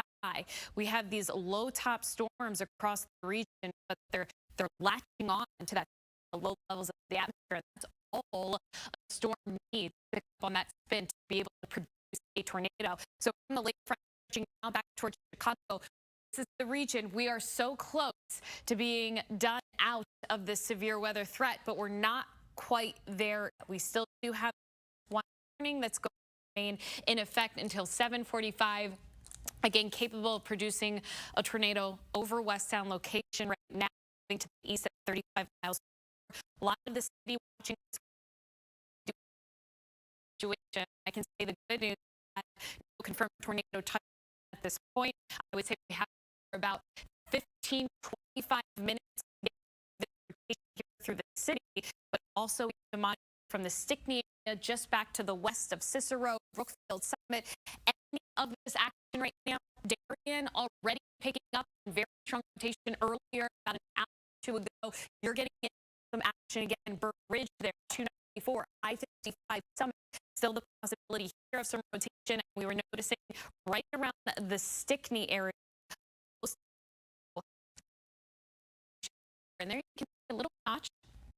I guess it doesn't look that impressive on radar, but here, looking at it from a meteorological standpoint, this is something to look for some spin. So we're seeing that close to Stickney up towards Burr Ridge. So heads up in this location. I just don't want you to put your guard down if you're not in a warning anywhere. We are showing action or the possibility here of warning to develop or pop up is not out of the question. And then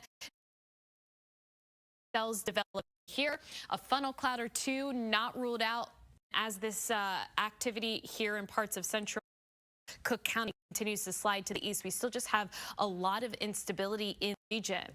Evanston circulation is now offshore, which we were just talking about, but still track very strong rotation around Lincoln Park now. Also watching the circulation around Lawndale, Bridgeport, on the southern fringe of this tornado warning. So there you can see this there showing some signs of uncertainty here. Still some intensity within these showers and storms moving through South Damon Avenue, Southwestern I-55 there, and Cermak Road still under the highly populated city here, getting in on some of the worst of the action. Yeah, absolutely. And the those twin rotations that we were seeing, one of them had moved offshore off the east, but we are still tracking this, which is making it through the north side of Chicago. And I get it. You know, I want to watch the ESPYs. I'm sure you want to watch these too. You see the programming note at the bottom of your screen. But we've seen what's happened so far with this rotation. The rotation started out near Naperville. We got a tornado warning for it. It went away. Then it came back again right around Burridge, kind of near the Sparrow type area. And that was a tornado on the ground, seen on the ground, seen damage on the ground. It happened just like that within just a couple of minutes of that first tornado warning for Naperville expiring. So that's why we want to keep an eye on this until we are absolutely sure it is off of the shoreline and into Lake Michigan. So we are still tracking that one rotation which makes its way through the north side of Chicago and taking a quick view at our Live 7 max velocity, and it looks like I'm going to go ahead and just circle the area that I was concerned about, right about just south of Wrigley Field, north side of Chicago, kind of around Lakeshore Drive, Clark Street 2, kind of up near the town. In the newscast, but also up near like Fullerton too, and then Halstead. It's just where I know for landmarks across the city, and basically anywhere. See Clark Street too. So we're gonna watch this as it makes its way off of the shore north of Navy Pier. It's probably a couple more minutes left in it. I'm already starting to see the sky side of our studio on State Street lighten up a little bit, and the rain is. So here, checking on this. It is not underneath tornado warning. It is still a bit of a concern for me because just south of 31st Street, kind of near Pulaski, this still looks like a bit of rotation. And this is an area right along 55 in the canal that we saw a tornado touch down a little while ago. And in fact, out there surveying some of the damage, and I want to send it on out to Kate, who is live on the phone, kind of checking out some of that damage with the locals. Kate, what's it like out there right now? Well, Greg, right now we are in Hodgkins at a Menards parking lot off East Avenue, where we saw or see right now several of the aftermath, actually, of that tornado that reportedly touched down in the area. The worst of the damage in the Menards parking lot were the strong winds, like a shopping station to fall a pickup truck into a dent. He spoke with the owner of the pickup truck, who said that his girlfriend was working at the Menards, called him after the storms had passed through the area, and so he came to the parking lot, and this is what he saw. Yeah, this is something else, and I'm sure as poke around a little bit more, we're definitely going to be seeing. And as you were on your way in, did you see anything else? Well, yeah, Greg, especially coming into the right now, you might be even hearing we're getting a spurt of a downfall of rain, and that's sort of what's been like over the past half hour, is that we've been seeing the rushes of rain come down, then we get this burst of sunlight, then another rush of rain come down. But coming into this area as we were headed into Hodgkins, as you got into this area where that tornado had reportedly touched, we saw a lot of debris on the roadways, a lot of downed trees, seen some power lines stacking a little bit lower than they normally would have been. So there is a considerable amount of aftermath or damage from that tornado that had touched down here. A lot of people only now just assessing it as we're getting some breaks from that storm. We're getting, as I mentioned, some rain coming in, and now we have a little bit of sunlight. So it's an interesting sight to see right now as we're getting a bit of sunlight and just this wall of rain coming into the parking lot here in Hodgkins. It is. Thank you very much, Kate Colgarin, who's out in Hodgkins, where a tornado that was spotted moved through early. She actually spoke to someone who witnessed that. Let's take a listen. What's it like looking at this? It's what it is. At least everybody okay. Look at it as this is replaceable. People aren't. Exactly it. And hopefully some quick thinking folks got everybody into the store. If you work in a department store, you can do it before the training for not only yourself, but also for all the patrons of that store. Hey, I've got some good news for you. And very quickly, I'm sure we're going to see the tornado warning that is out for Chicago expire, because that area of biggest concern just over the past 4 minutes has made its way out into Lake Michigan. So out of Chicago now, it's now the second of the twin rotations that we are mainly keeping an eye on, making its way out over the lake. That said, the southern periphery of this, actually outside, there's another area that I'm still concerned. It goes off to the south of about 31st or 35th, getting a little more off now, kind of down to 51st Street. So we're getting on the south side. This area, on Pershing, 47th, is still an area of concern. Again, you are not within the warning, but very quickly up. Just the Wood, Poland neighborhood, but anywhere that's really on the southern edge of this line would be an area that I'm going to pop over here and just check out National Weather Service chat and make sure that, yes, just now, as I was talking about it, it disappears. The tornado warning for Chicago has expired. You're not completely out of the woods. Remember, we still do have a tornado watch that goes until 10 o'clock. I'm up for you. Just stick with me for a second. Maps on the fly. So what's likely going to happen here over the next couple of minutes, and I'm going to pull this box up because I know we got a pre-note on the side, so let me just get this somewhere that you can read it. Sorry for all the work. That's how we're doing right now. The tornado watch goes until 10 o'clock is probably going to get trimmed up. So probably to like the back edge where I just dragged that box is going to get trimmed up over about the next 15 or 20 or so minutes, and we'll likely still have northwest Indiana, including Newton and Jasper counties, in that tornado watch. They even get to expire it before 10 o'clock. I think certainly we're starting at that threat through at least 8:30 as it makes its way through northwest Indiana. Yeah, the good is we're getting that National Weather Service has canceled the tornado warning for Cook County, which is amazing news, which means we have no active warnings on the map at this point in time, and that is the first time that has been the case. I'm getting word that we do a video now to show you the tornado touchdown in Kane County. And this was right around Hampton Hills. And here you can see the intensity of this tornado. There you can see how low the clouds are. Not much room in between the ground and the cover that we're finding that tornado formation. It's really picking up on that spin in the lowest levels. Here you can see that tornado and the rapid spin of it picking up that debris out there in a field. Thankfully, no structures right now that I'm seeing in the path of this, but definitely picking up on that field debris. It is tossing it around. Likely would have seen correlation coefficient on the radar indicating this as well, and we were finding that with velocity, the spin in the atmosphere. And then as this tornado continues on its path, moving to the east, this is such an amazing view from a meteorological standpoint. Take a look at that rainbow in the distance. Light coming through cloud structure, that tornado bouncing off of the water droplets in the sky. That is an epic scene coming in from this. Again, thankfully, no structures in line of this video right now, but we are finding some damage in the area. But truly, this is just the theme and a sign of what we've been dealing with throughout the evening. And there have been reports and videos of tornado touchdowns in the northern Illinois area. Truly impressive environmental and atmospheric conditions that came together after those showers and storms moved through earlier today. Take a look at those storms just blowing up there in the sky in the distance.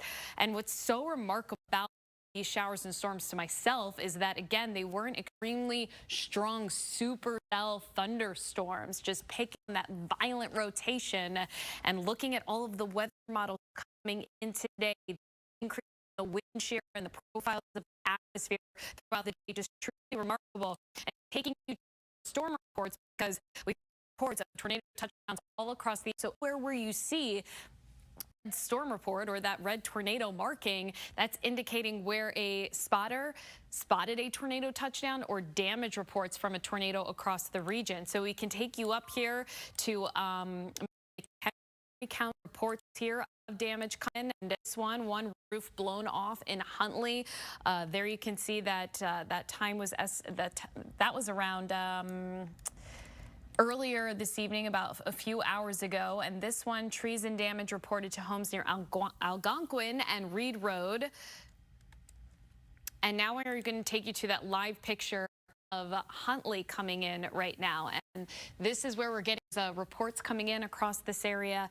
And you can see emergency management out there, the fire as well, damage to the roof structure here, just completely, some of that completely blown and torn off from, again, likely a tornado touchdown in this with those strong winds. Thankfully, we're still seeing the siding and that brick there intact with this. Hopefully no injuries or no major damage inside some of these structures and homes, but definitely giving you an idea of what we're going to be finding out there across northern Illinois from the active weather that we have been seeing in this evening. The good news is that we are beginning to find all of this action. We've had multiple reports of tornado touchdowns and potential tornado touchdowns in the Chicago area. Just checking in on all of the reports, and if you're hearing your city, stream, trees snapped, and debris lofted into the air, the possibility of a tornado confirmation close to the O'Hare Airport as well. This is where warehouses were reported to be damaged on the west side of the O'Hare Airport. It really has been just truly a remarkable evening. So just back to what we're finding right now after we showed you some of that video. Nature of these storms and tornadoes that were marching on through the region, we are almost in the clear. We don't have any tornado warnings on the map at this time. We're finding some heavy rain now just south of the city. Still some strong winds, gusts reported from back towards Midway and Burbank. This activity off to the east, we'll really start to see our tornado threat go down. But notice it will be still some isolated development northwest Indiana. So we're not completely out of the woods yet, but what I can say is good.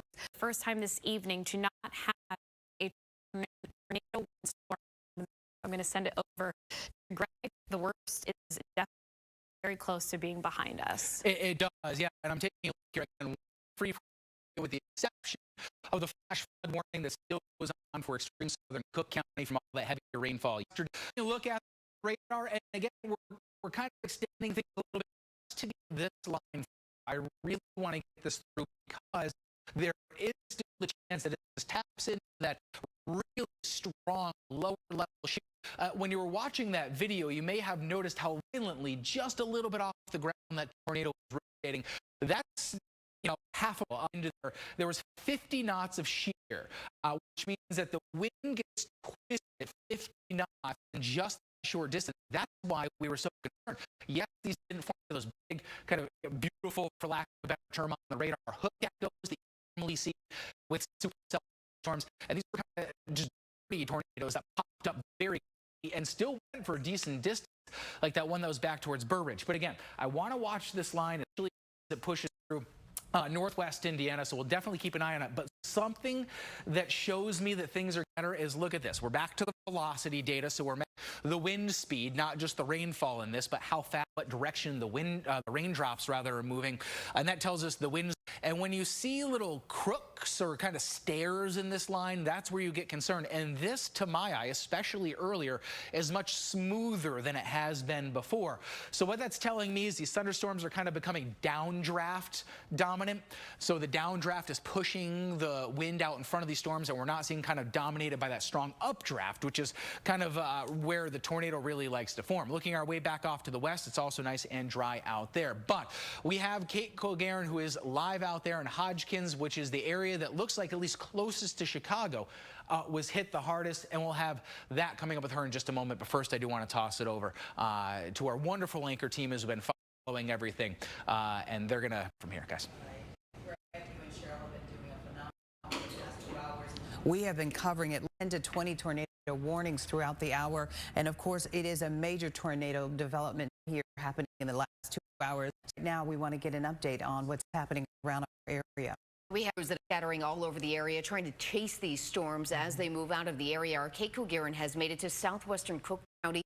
She's in Hodgkins, one of those tornadoes we believe touched down earlier today. Kate, you can see very clearly there is some damage behind you. What are you seeing? Well, Liz, what we're seeing right now is the aftermath now that those storms, for the most part, have cleared from this area here in Hodgkins. We are live in a Menards parking lot for a shopping cart docking station. The roof of it, as you can see right now, has come down onto at least 2 vehicles, a pickup truck and a sedan. Not only has it fallen onto those vehicles, you can see the shopping cart wedge between those vehicles parked here, broken glass as a result, damaging winds. The damage has spread beyond this area as well. Over, you can see broken glass, just to give you an idea of just how, as I keep saying, damaging those winds, those strong storms that had come through this area. And we can give you another look around here to show you just the side of the roof of that shopping station here, completely mangled on the floor. Just a mess here that people have to be dealing with now that the storms, as we are hearing, the most part have moved out of this. Again, there's going to be a lot more work to do as are only now beginning to assess the cleanup in this area. We're coming to you live from ABC News. Liz, Cheryl, back to you. If you can hang with us for just 1 second, you've been out all the past 2 hours as these alerts and these storms have been moving through. What else did you see before you were able to that parking lot? Well, Liz, as we were approaching this area where a tornado was spotted here in Hodgkins, as we got closer to Hodgkins, we could very much see that aftermath that's through along the roadways. We're talking down trees, branches on the roads.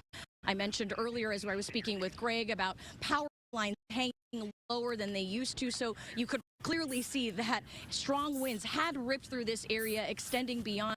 We'd also heard from another woman early as we arrived that she was pulling into the Menards parking lot just before that tornado had reported. He said shelter, but he pulled over into this parking lot, and in speaking with us, she said then a tree down to her car. Thankfully, there was a good Samaritan nearby who helped her out of that vehicle, and hopefully more so, both her and no one else was injured. Speaking with the owner of the pickup truck, he told me one astounding thing is thankfully no one was. You can see him in the background of your live shot assessing his truck there, Kate, and he did mention that no one was hurt, and that's the beautiful thing. We've seen shining through. After all of this, you can see Menards employees picking up debris and damage in the parking lot and over shopping carts. You talked about what you saw on the way there. How was it for you and the crew, and what were you able to videotape? Well, Cheryl, once we arrived here, it was sort of interesting to watch the developments of the weather come through this area. We saw sheets of rain as we were just approaching this parking lot. We get out, we get a clearing for a moment. There was some sunshine, as you mentioned. As we were arriving, you could tell that the Menards employees were, as we were mentioning, just assessing this damage, picking up those overturned shopping carts, all of that just going on within the first few moments. But then after we were gathering that video and talking with people in this area, there were some lightning flashes, so then our crew had to actually go back into our SUVs for safety protocols to make sure that we were safe. And now, as you can see, the sun is shining. Things have cleared up here for the most part for a little bit, but now is when people are going to be coming out of their homes to see that damage. Obviously, if you are in one of those storm areas, you want to stay tuned to ABC7 to make sure that you have to go out. But this is what we're seeing here in Hodgkins. People now coming out to the aftermath of that storm, of that reported tornado touchdown in this area, Cheryl. All right, Kate, thank you so much for painting a great picture of what's happening there. We're so glad when they're safe, and like the gentleman that you interviewed saying that no one was hurt. You can replace all of those items, but not people who could be injured from all of the storm damage. And Cheryl and Greg were very specific about where the tornadoes were headed, so everyone could take cover, specifically the times and dates, and we hope that was. So let's go to Campton Hills now in Kane County, where you're taking video of the tornado that's coming through the area in Campton Hills. Now this is extraordinary video because as you watch the rotations go round and round and the skies are darkening, it's very disturbing and scary. In a few moments, you're going to see a little bit of a rainbow come through, but who knows? Of course, we'll have to have the experts come out, and Greg and Cheryl can assess exactly the rotations and what happened and how this touched down and what it really means, how low it is to the ground, how you can see how dark the skies are. Greg was commenting just how remarkable the video is. This was taken about 6:30 when that tornado came through the Kane County area. This is Campton Hills. You can see that rotation very clearly there, and said that this was one of the very clear rotations that was happening in the area. Greg, did you want to chime in here? Oh, yeah, And you absolutely. can see that rainbow coming clearly through. The How does rainbow that is, happen, the rainbow Greg? is something else, but notice like right where the cloud, wow, there's debris. The cloud Debris that that's- you were talking about. Yeah, and that's exactly what we found on radar. Those actual chunks of debris, those oddly shaped things that are flying, the radar sees that and says, those aren't all the same shape or size as a raindrop. That's something else, and it actually paints it as debris. That's why we talk about the debris ball on the radar. We can see that stuff, and when we see it, we know that the tornado is actually picking stuff up. And also, look at like the bottom, first 300 feet or so of that tornado before the wall cloud is there. That is the sure just sign and signal of how much rotation we had in the atmosphere. Just that little area, that 500 or so feet off of the ground, where the wind spun around so quickly that we didn't have to have those big, beautiful storm structures that you normally see on the radar that looks like a classic kind of textbook view to get a textbook looking tornado out of that. So that is just some unbelievable, remarkable video, and it's a testament to A, the forecasting ability that we have nowadays to predict ahead, and B, of the radar for being able to see that rotation so clearly down to the street level. And I know maybe it seemed like we were kind of bouncing around all over the place with street names, and a lot of them maybe weren't to you, but again, we do that because if you're a person and you hear a street name in your community and it sets off that little alarm in your head, like, wait, that's near me, that signal that you need to go down. It's not for any except for the people within like the 5-mile radius that maybe hear that and recognize it, or know somebody that lives on one of those streets. Send them down to the basement. So Greg, give us a background on how they determine EF1, EF2, EF3, and EF4, and when the experts come in town to assess. Based on what you were seeing, the rotation there in Campton Hills, what is the perception? What do you think happened there? Hills one is tough because we see some debris getting picked up by that, but yeah, let's take a look at it. And this is at least EF1, EF2, and depending on when they bring us out, which will be tomorrow, we're going to let this line get through. Tomorrow they'll go out and they have data and everything and GPS tracks and better. They'll go out and they'll actually survey this. Anything that did hit, they're going to go right over the track. This very clearly was a tornado. You can see a debris get flung up there. My guess is somewhere in the EF2 to maybe even E3 range, just given how high that debris gets lofted. I mean, that was a swoop in, and we see chunks of tree that are up some 200, maybe 300 feet in the air. So again, as you kind of watch this move, condensation funnel, and that's not just a thin little rope tornado, tornado rather. That's like getting in the move pipe tornado type range.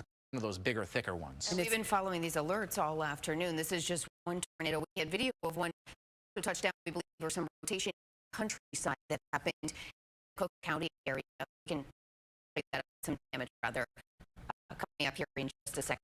We're sort of gathering as it comes in. Trees down there. I want to ask Cheryl Scott about that one that moved through earlier. Well, and the same type of deal here. Cheryl with us? If she would chime right in. But yeah, just from the damage you see here, so what they do is they go and lab test these sorts of things with wind speeds, and they say, okay, kind of wind speed peels off the house like that, and then they correlate with how high the wind speed must have tornado. I mean, you see that those are shingles, and stuff. Shingles, pieces of, I think I saw a piece of gutter there, dirt, debris, tree leaves, all that kind of stuff getting pulled up into the air.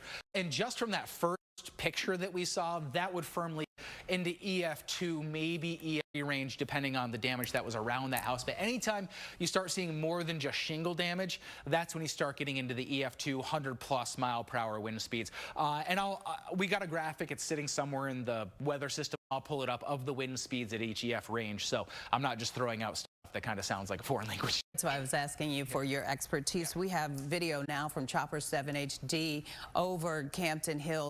It is Chopper 7 HD live, of course, looking at damage. Aerial damage is always a very different percentage from being on the ground when you assess the damage. You said the surveyors were tomorrow, and based on what you can see here, and covering tornadoes for the years and watching the debris just circulate in rotation and then it lands. Sometimes you talk to people who saw cars and trucks and RV in actually the tornadoes, and then they land hundreds of feet away and sometimes miles away from where it was picked up. And it appears to be some of the damage here from Campton. As we're looking at it from Chopper 7 HD live, we saw that rotation of the tornado happening as it was about 6:30 today, but now we can see the aftermath, and always what is just so remarkable what happens, and we're trying to make sure no one is injured. Cheryl and Greg, one point about making sure people found safe spaces and they were getting areas where they could remain safe, but now you can see it from the notes on that for tornado damage because straight line wind versus tornado damage. In straight line wind damage, everything's pointing in the same direction because the wind's blowing in the same direction, right? You'll notice there, especially the trees, remarkably so, the trees are in kind of all different directions there, and that is the very nature of the chaotic winds that are inside of a tornado. When you see one tree point in one direction, another tree in another direction. Also the hit or miss aspect with straight line winds, usually get a swath that's cut. You'll notice here some of the roofing is ripped off. Industrial buildings get a different grading scale than residential buildings because they're built with different materials and different standards. And the fact that it's an industrial grade building or a school building, that'll probably up the wind speeds. You see those trees here top, all things that we look at when we're trying to assess the EFC, EF1, even GF2 tornado scares. You see the shingles of that. Just kind of on nature of how to do damage. They'll do damage to one house, they'll hit the next house, house, and that's why we were so like alert. Because we could drop it any time. Exactly. You, in a scientific viewpoint of where it might be heading in the path, but in actuality, it could take us any moment and get any action and change it. As you said, it is fascinating to see one house on one street perfectly intact, the street across just 20 feet away, demolished. Rooftops, of course, you can see shingles in different locations, and see the row of buses still just intact in that parking lot, like at the school. However, there are other cars that have been overturned.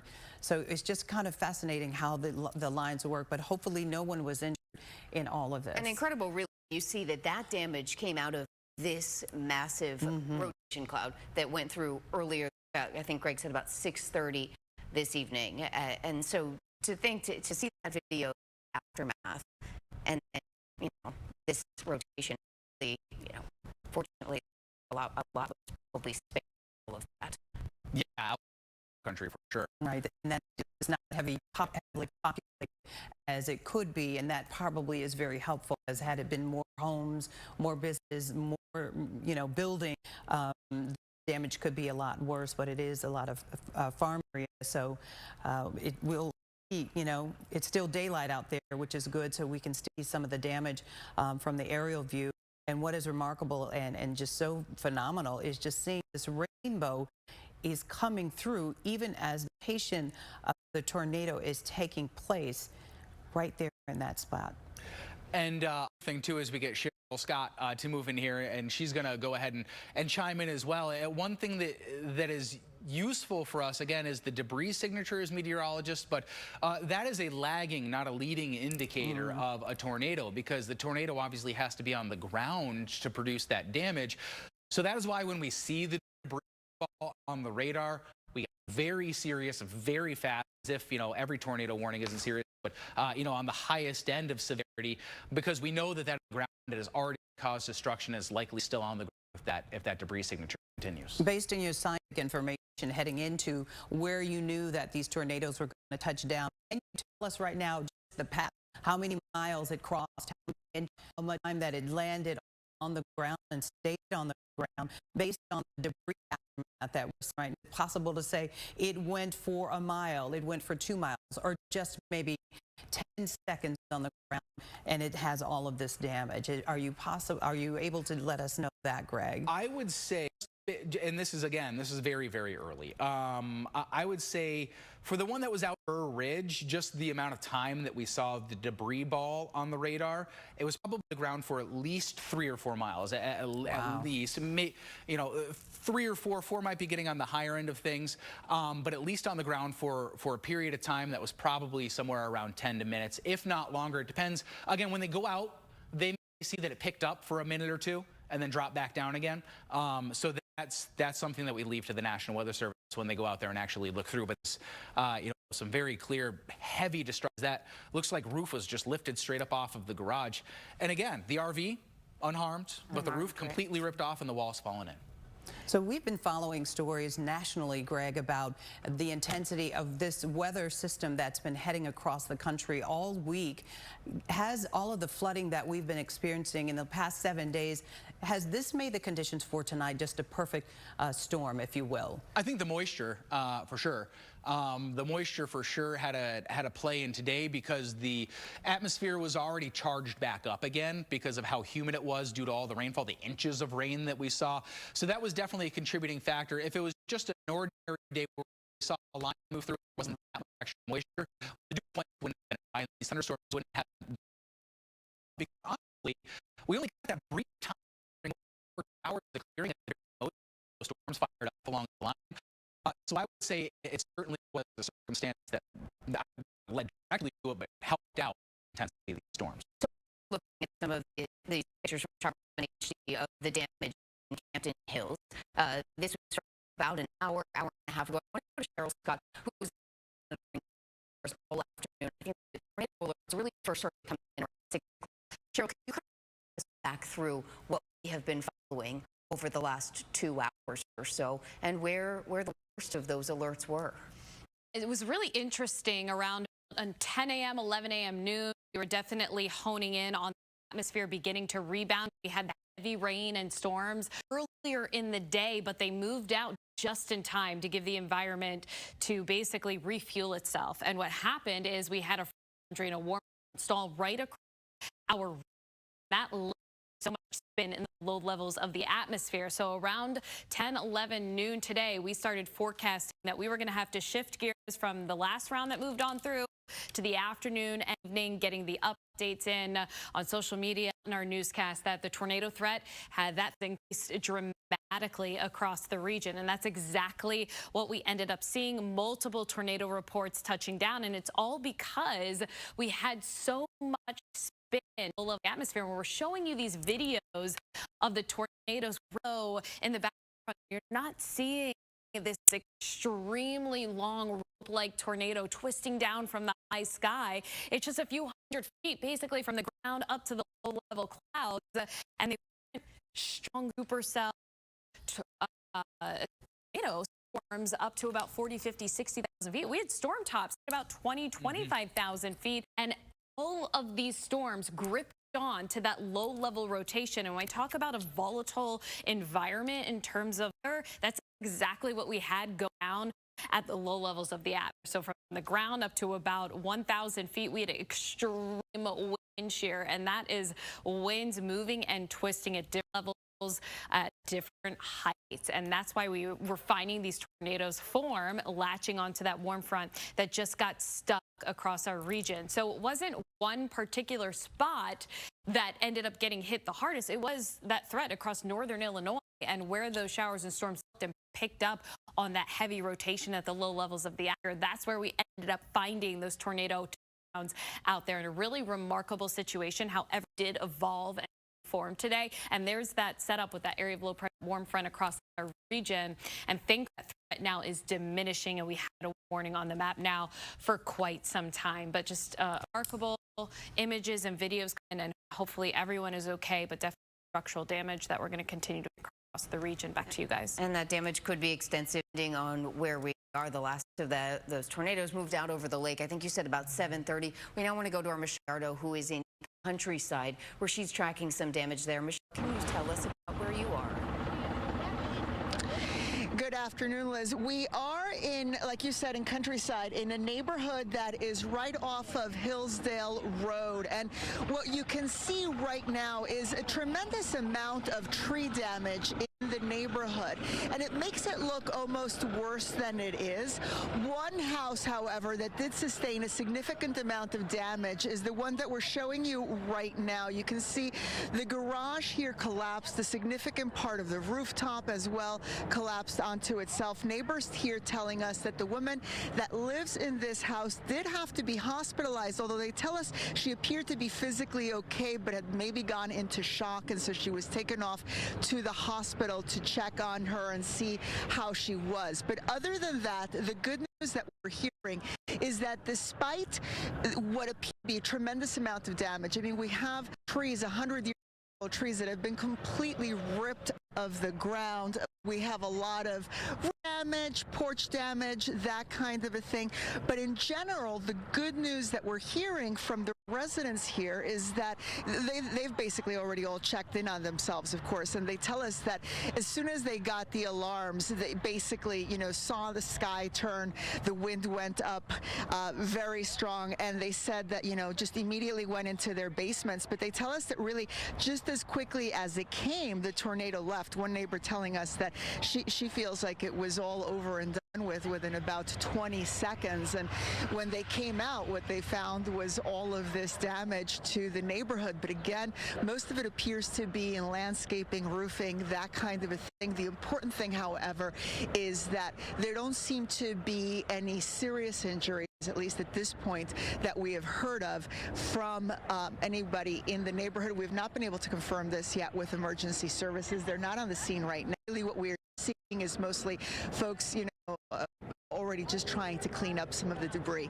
But the good news is that because we're not seeing, again, those emergency services right on scene, all of that, it really is just an indication that what we have here is a lot of maybe like cosmetic physical damage, but nothing really that we need to worry about in terms of injuries, casualties, all of those things that, of course, we don't want to see.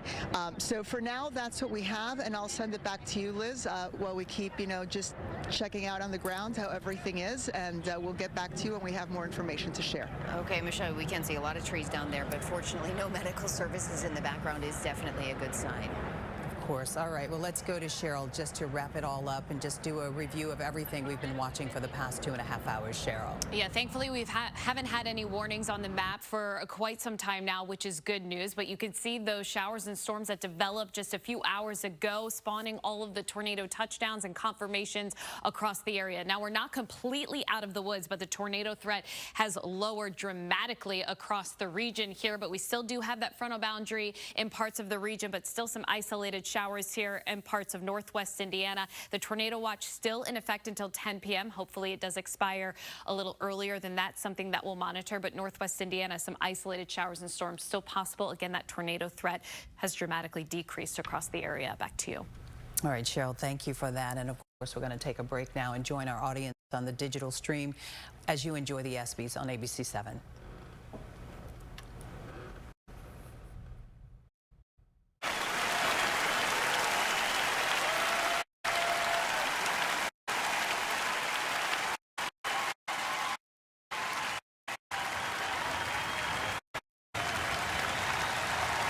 Chicago.com or watching us on your news app as you are out and about. This is Chopper 7 HD flying over the Campton Hills area where we had rotation of a heavy, a tornado touchdown earlier there today.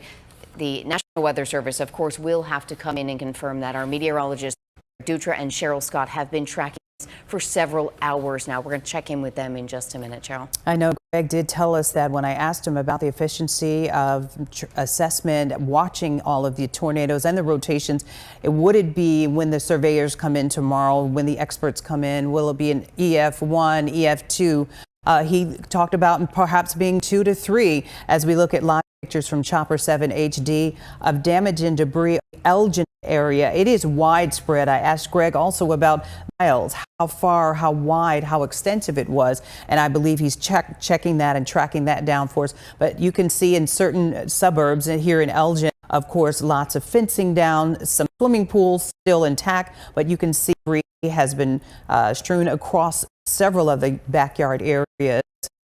Some of the homes still intact, which is good. Trees, depending on where you are, when we talk to Kate Kogarin, she's in Hodgkins, of course, the parking lot of Menards shopping center, and the shopping carts, the whole containment system of the shop blown away to the cars that were parked in that parking lot. She spoke to one of the owners of one of the cars, thankful that no one was injured because of things can't be replaced, and no one was injured in that area. And that is because this is some massive, it seems, of the area. And this is not just, one possible tornado we've been tracking. Greg and Cheryl have been watching multiple possible tornadoes across the Chicago area, almost our entire viewing area over the last several hours.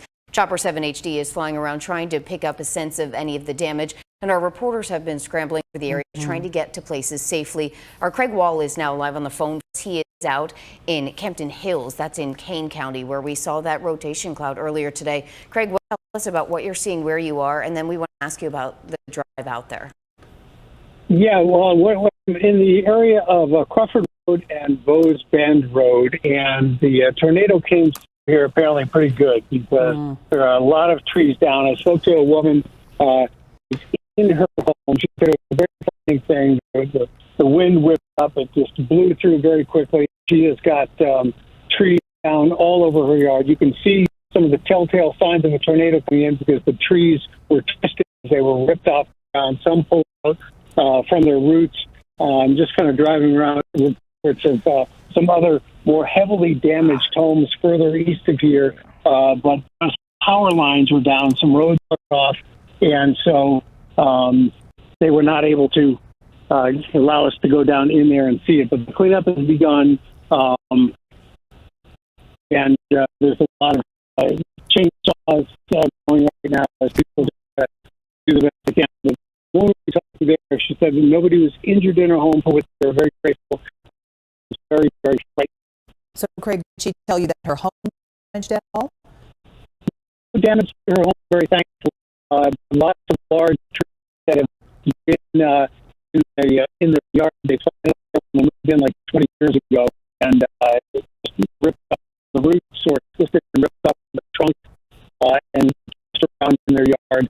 So clean up, but no reports of damage. I did speak to somebody from emergency services earlier over here, and that tornado came through. Seemed to be the video we had from the stringer that showed the white funnel cloud passing over open farmland, not further east, and that's where it caused some damage to some of these homes. So we're driving around looking to see if there's any other damage in the area that we can get to, but with down power lines, obviously, it's a safety concern, and so they have a number of roads blocked off.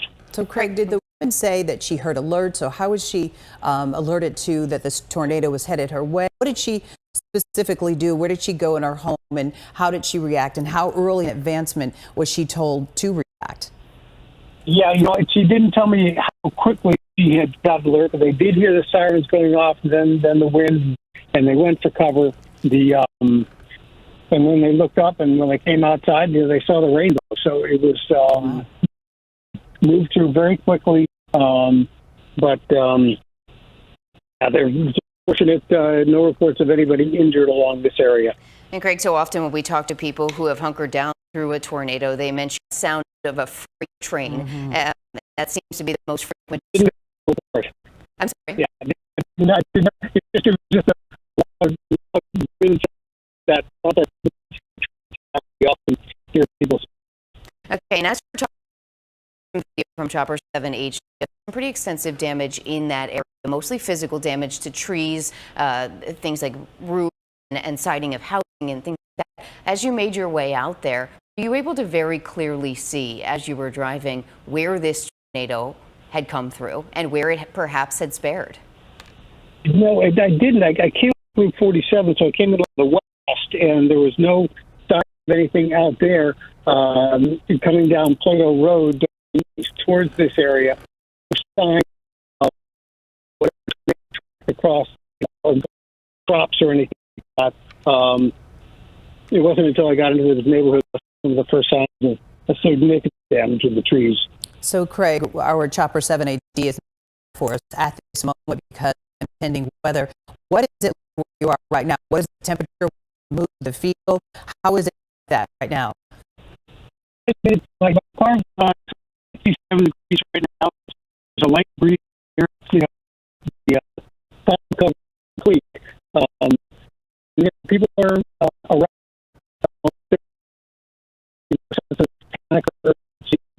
To people who are assessing the damage and trying to clean as best they can. So it's going to be, the sun's going to set probably in just minutes. Street lights on, or is there anything that will give you light there? I'm looking at the homes, and I do not see any kind of lights on inside the home. So I would prefer help for being down across Plato in the area it's not some power here. But we'll have to follow up and check on that. But I think there's power in this area.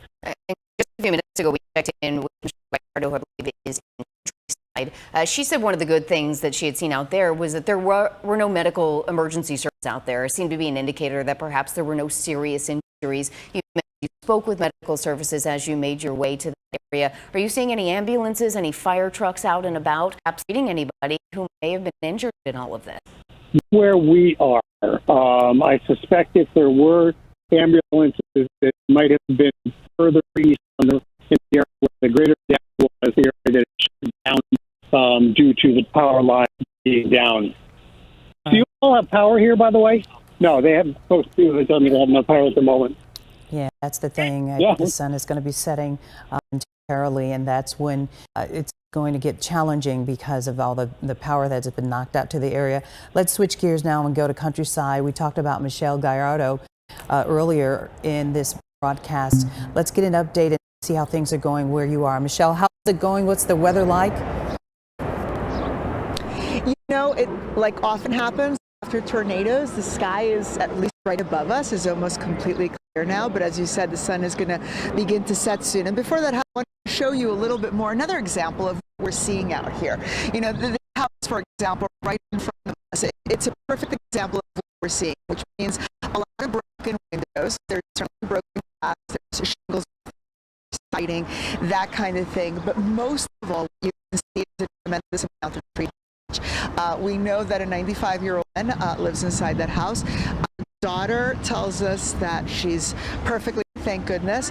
But what has really shocked her is the loss of the trees, which says, you know, we're already planted here when she was born, and you know, it's just all the memories that involved in just, you know, having your property as you knew it altered. But at the end of the day, again, what we're seeing is that despite all of this tree damage, despite some of the physical damage to the homes, most people seem to be okay. You know, like we mentioned, we don't have medical services here, and that's a good thing. Debbie, do you have a second to chat? Second. Excellent. So this is Debbie Taylor. She, the daughter of the woman that I was telling you about, who owns the home here. Debbie, talk to me. How's your mom doing? My mom's fine. She shook up, but she's fine. She was in the house by herself, but she's doing great. And just talk to me about, obviously, as soon as this happened, you clearly rushed over. Just looking at it. Most of the neighbors have lived here like 60 years, a lot of them. And one of the down the street that I grew up with came and told me that she saw my mom's house. Here's one of the neighbors that grew up in this neighborhood. Hi, Bruce. Your mom okay? Yeah. So we're all been like family and all checking in on and they're each all other, checking which in. is Yep. I was in the neighborhood. Yep, I drove so by, see her. That's what happened. Her So windows broke. his parents used to live up the hill. I mean, Yeah. we've been here forever. But what you were saying is that what really has been shocking is just looking at how the house, the property has been altered, because something as simple as a tree meant a lot to you, right? So these they're trees gone. that were uprooted, my dad, who would be 98 during COVID, brought those from his parents' house in oh my God, where did they live? My mind, no, Sister. no, oh my God, my mind. It's okay, but he brought them from their previous Yes, home. yes, all the way, oh my God, where did they live? I can't, my mind, I'm sorry, You know, it's you've like. got a lot on your mind right now, I think, so that, you know, that's the least of it. But obviously, it's just things that are Up by symbols the of your airport, what starts by childhood. wood with, I can't even think. So anyway, they were this little when my dad brought them, and they're big, and there they are. But you know what? Your mom's okay, and Mom is everybody okay. is okay, right? Everybody's okay. I mean, all the neighbors seem to survive. It's more superficial damage, I guess. And obviously, right now there's no power, so mom's going to have to come with you, I assume, Yes, tonight? my mom's going to stay with us, and we've got someone coming to board up all the windows already, so everything will be good. Right, exactly. At the end of the day, it's a house, and everyone's okay. And you know what? That's why we have insurance, to take care of all of this physical damage. All of you guys Yes, are okay, and we that's are. what matters. Thank Debbie, you. thank you. Thank you. I really appreciate it. I'm so glad Thank your you. mom is fine. Thank you. Take care. Thank you so much. And so there you heard it from, you know, Debbie Taylor, somebody who was born in this house. She tells me, but what the hell? She's remembered. Dad brought the trees from Woodville.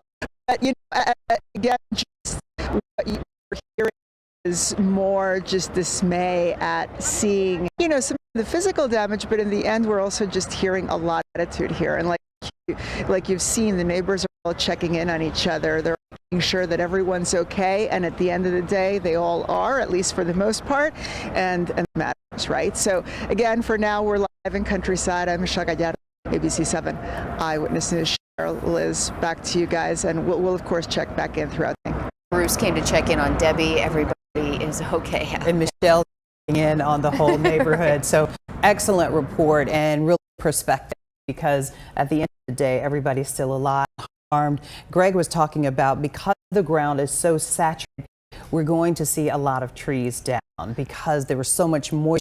It has been raining since July 1st, that heavy weekend of the holiday weekend, and it still continues.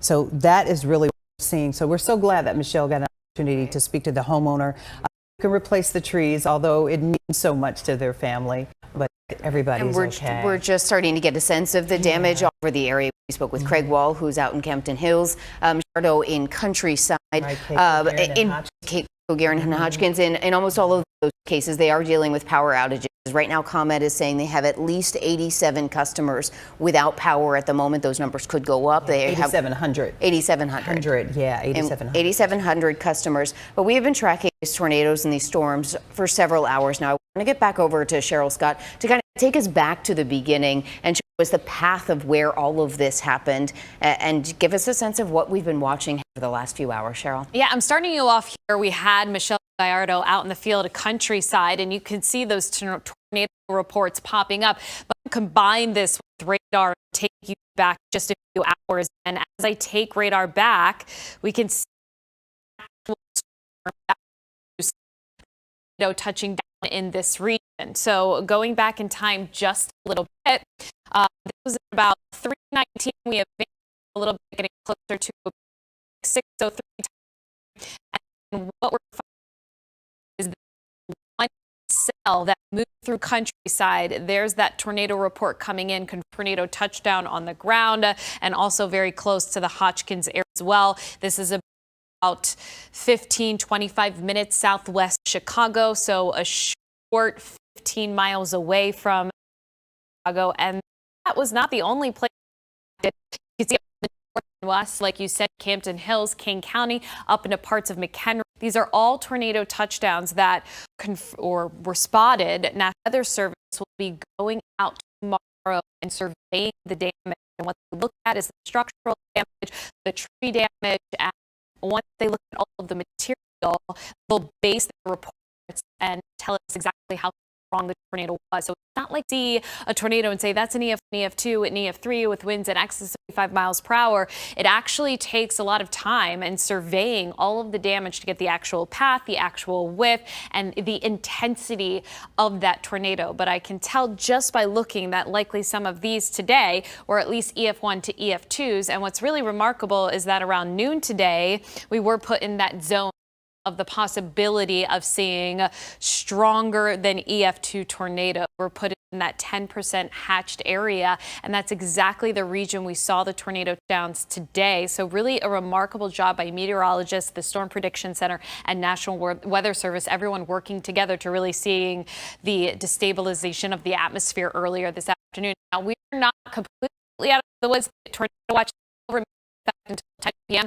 That threat has gone down substantially across the area. Right now, that is moving to the other side of the lake, isolated cells right now along and south there of I-80 in Northwest Indiana. Back to you. All right, Cheryl, thank you so much. You and Greg both did a great job over the past several hours, warning people down to the intersection. It was time to get in a safe place. So hopefully there was a lot of damage that could have, stopped by those warnings. So thank you. For sure, definitely. So definitely, Eric Conrad, let us know what is happening there. Yeah, Cheryl, we're in a residential subdivision south of Elton Road. We're on Douglas Avenue.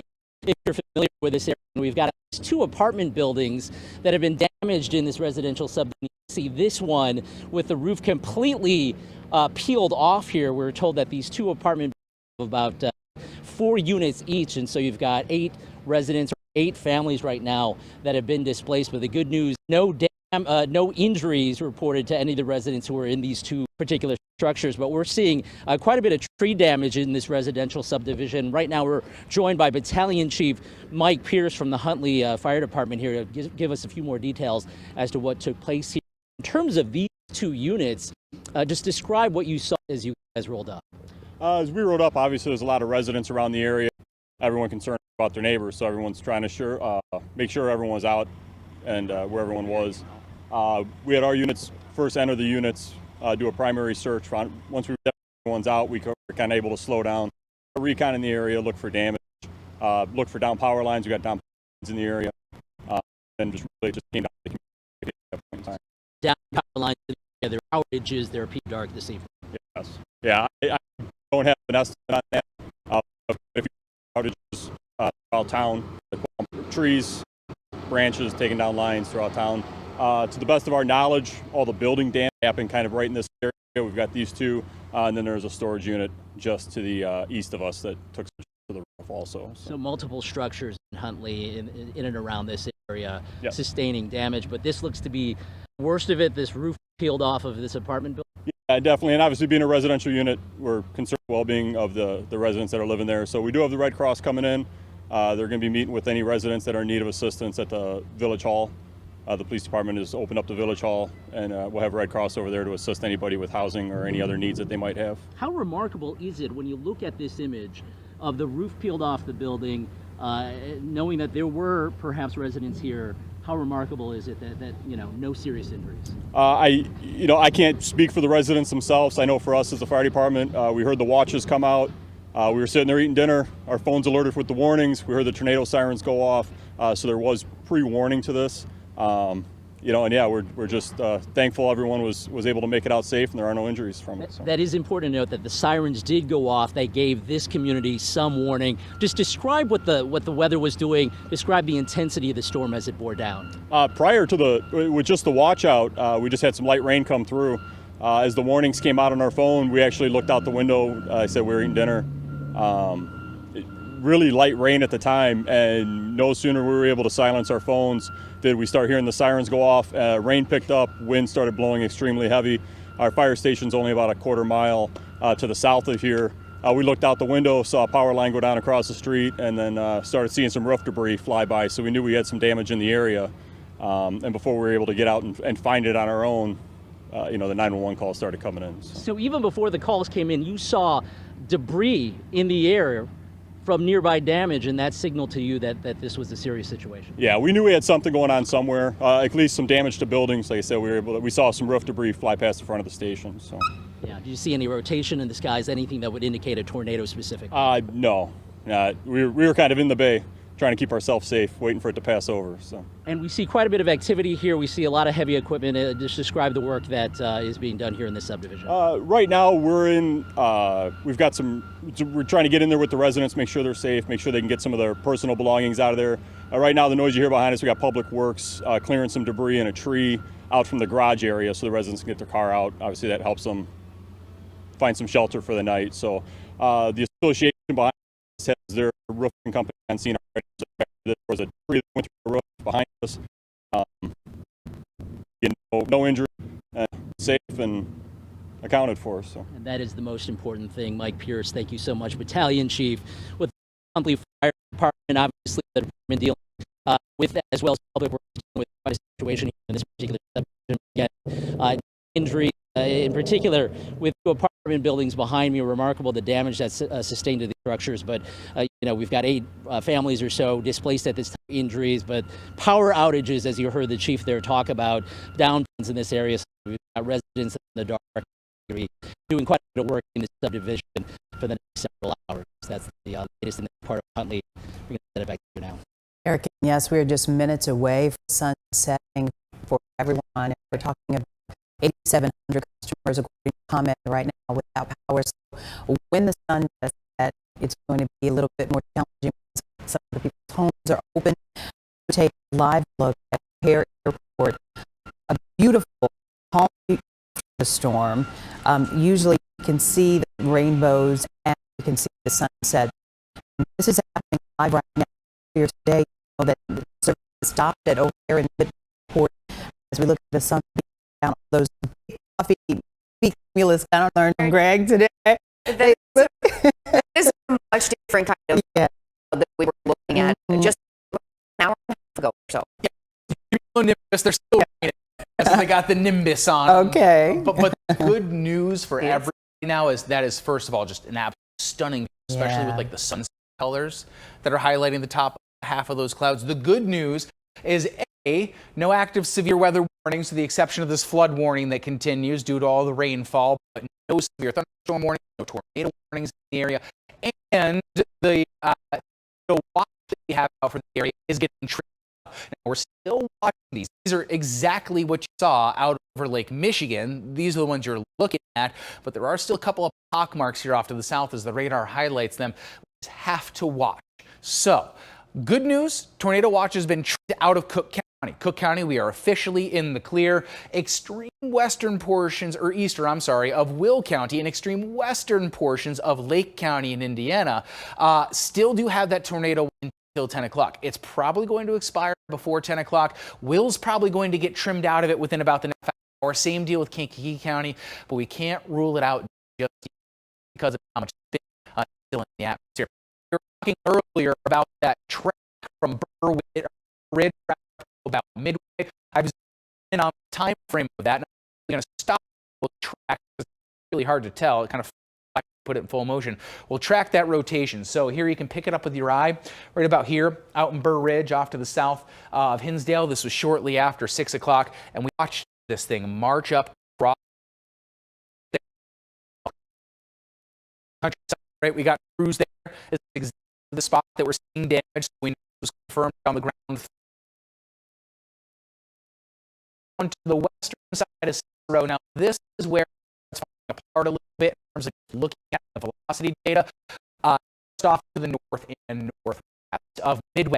So, taking kind of the most conservative that's somewhere between about 5 and 7 miles. That is very likely, if not on the ground, popping up and down off of the ground over the course of about 20 or so minutes. Now, from the days that we've seen so far, and Cheryl Scott spoke to this earlier, again, this is a very scientific process. This is not just go out there and kind of put your hands on your hips and look around and assign it a number.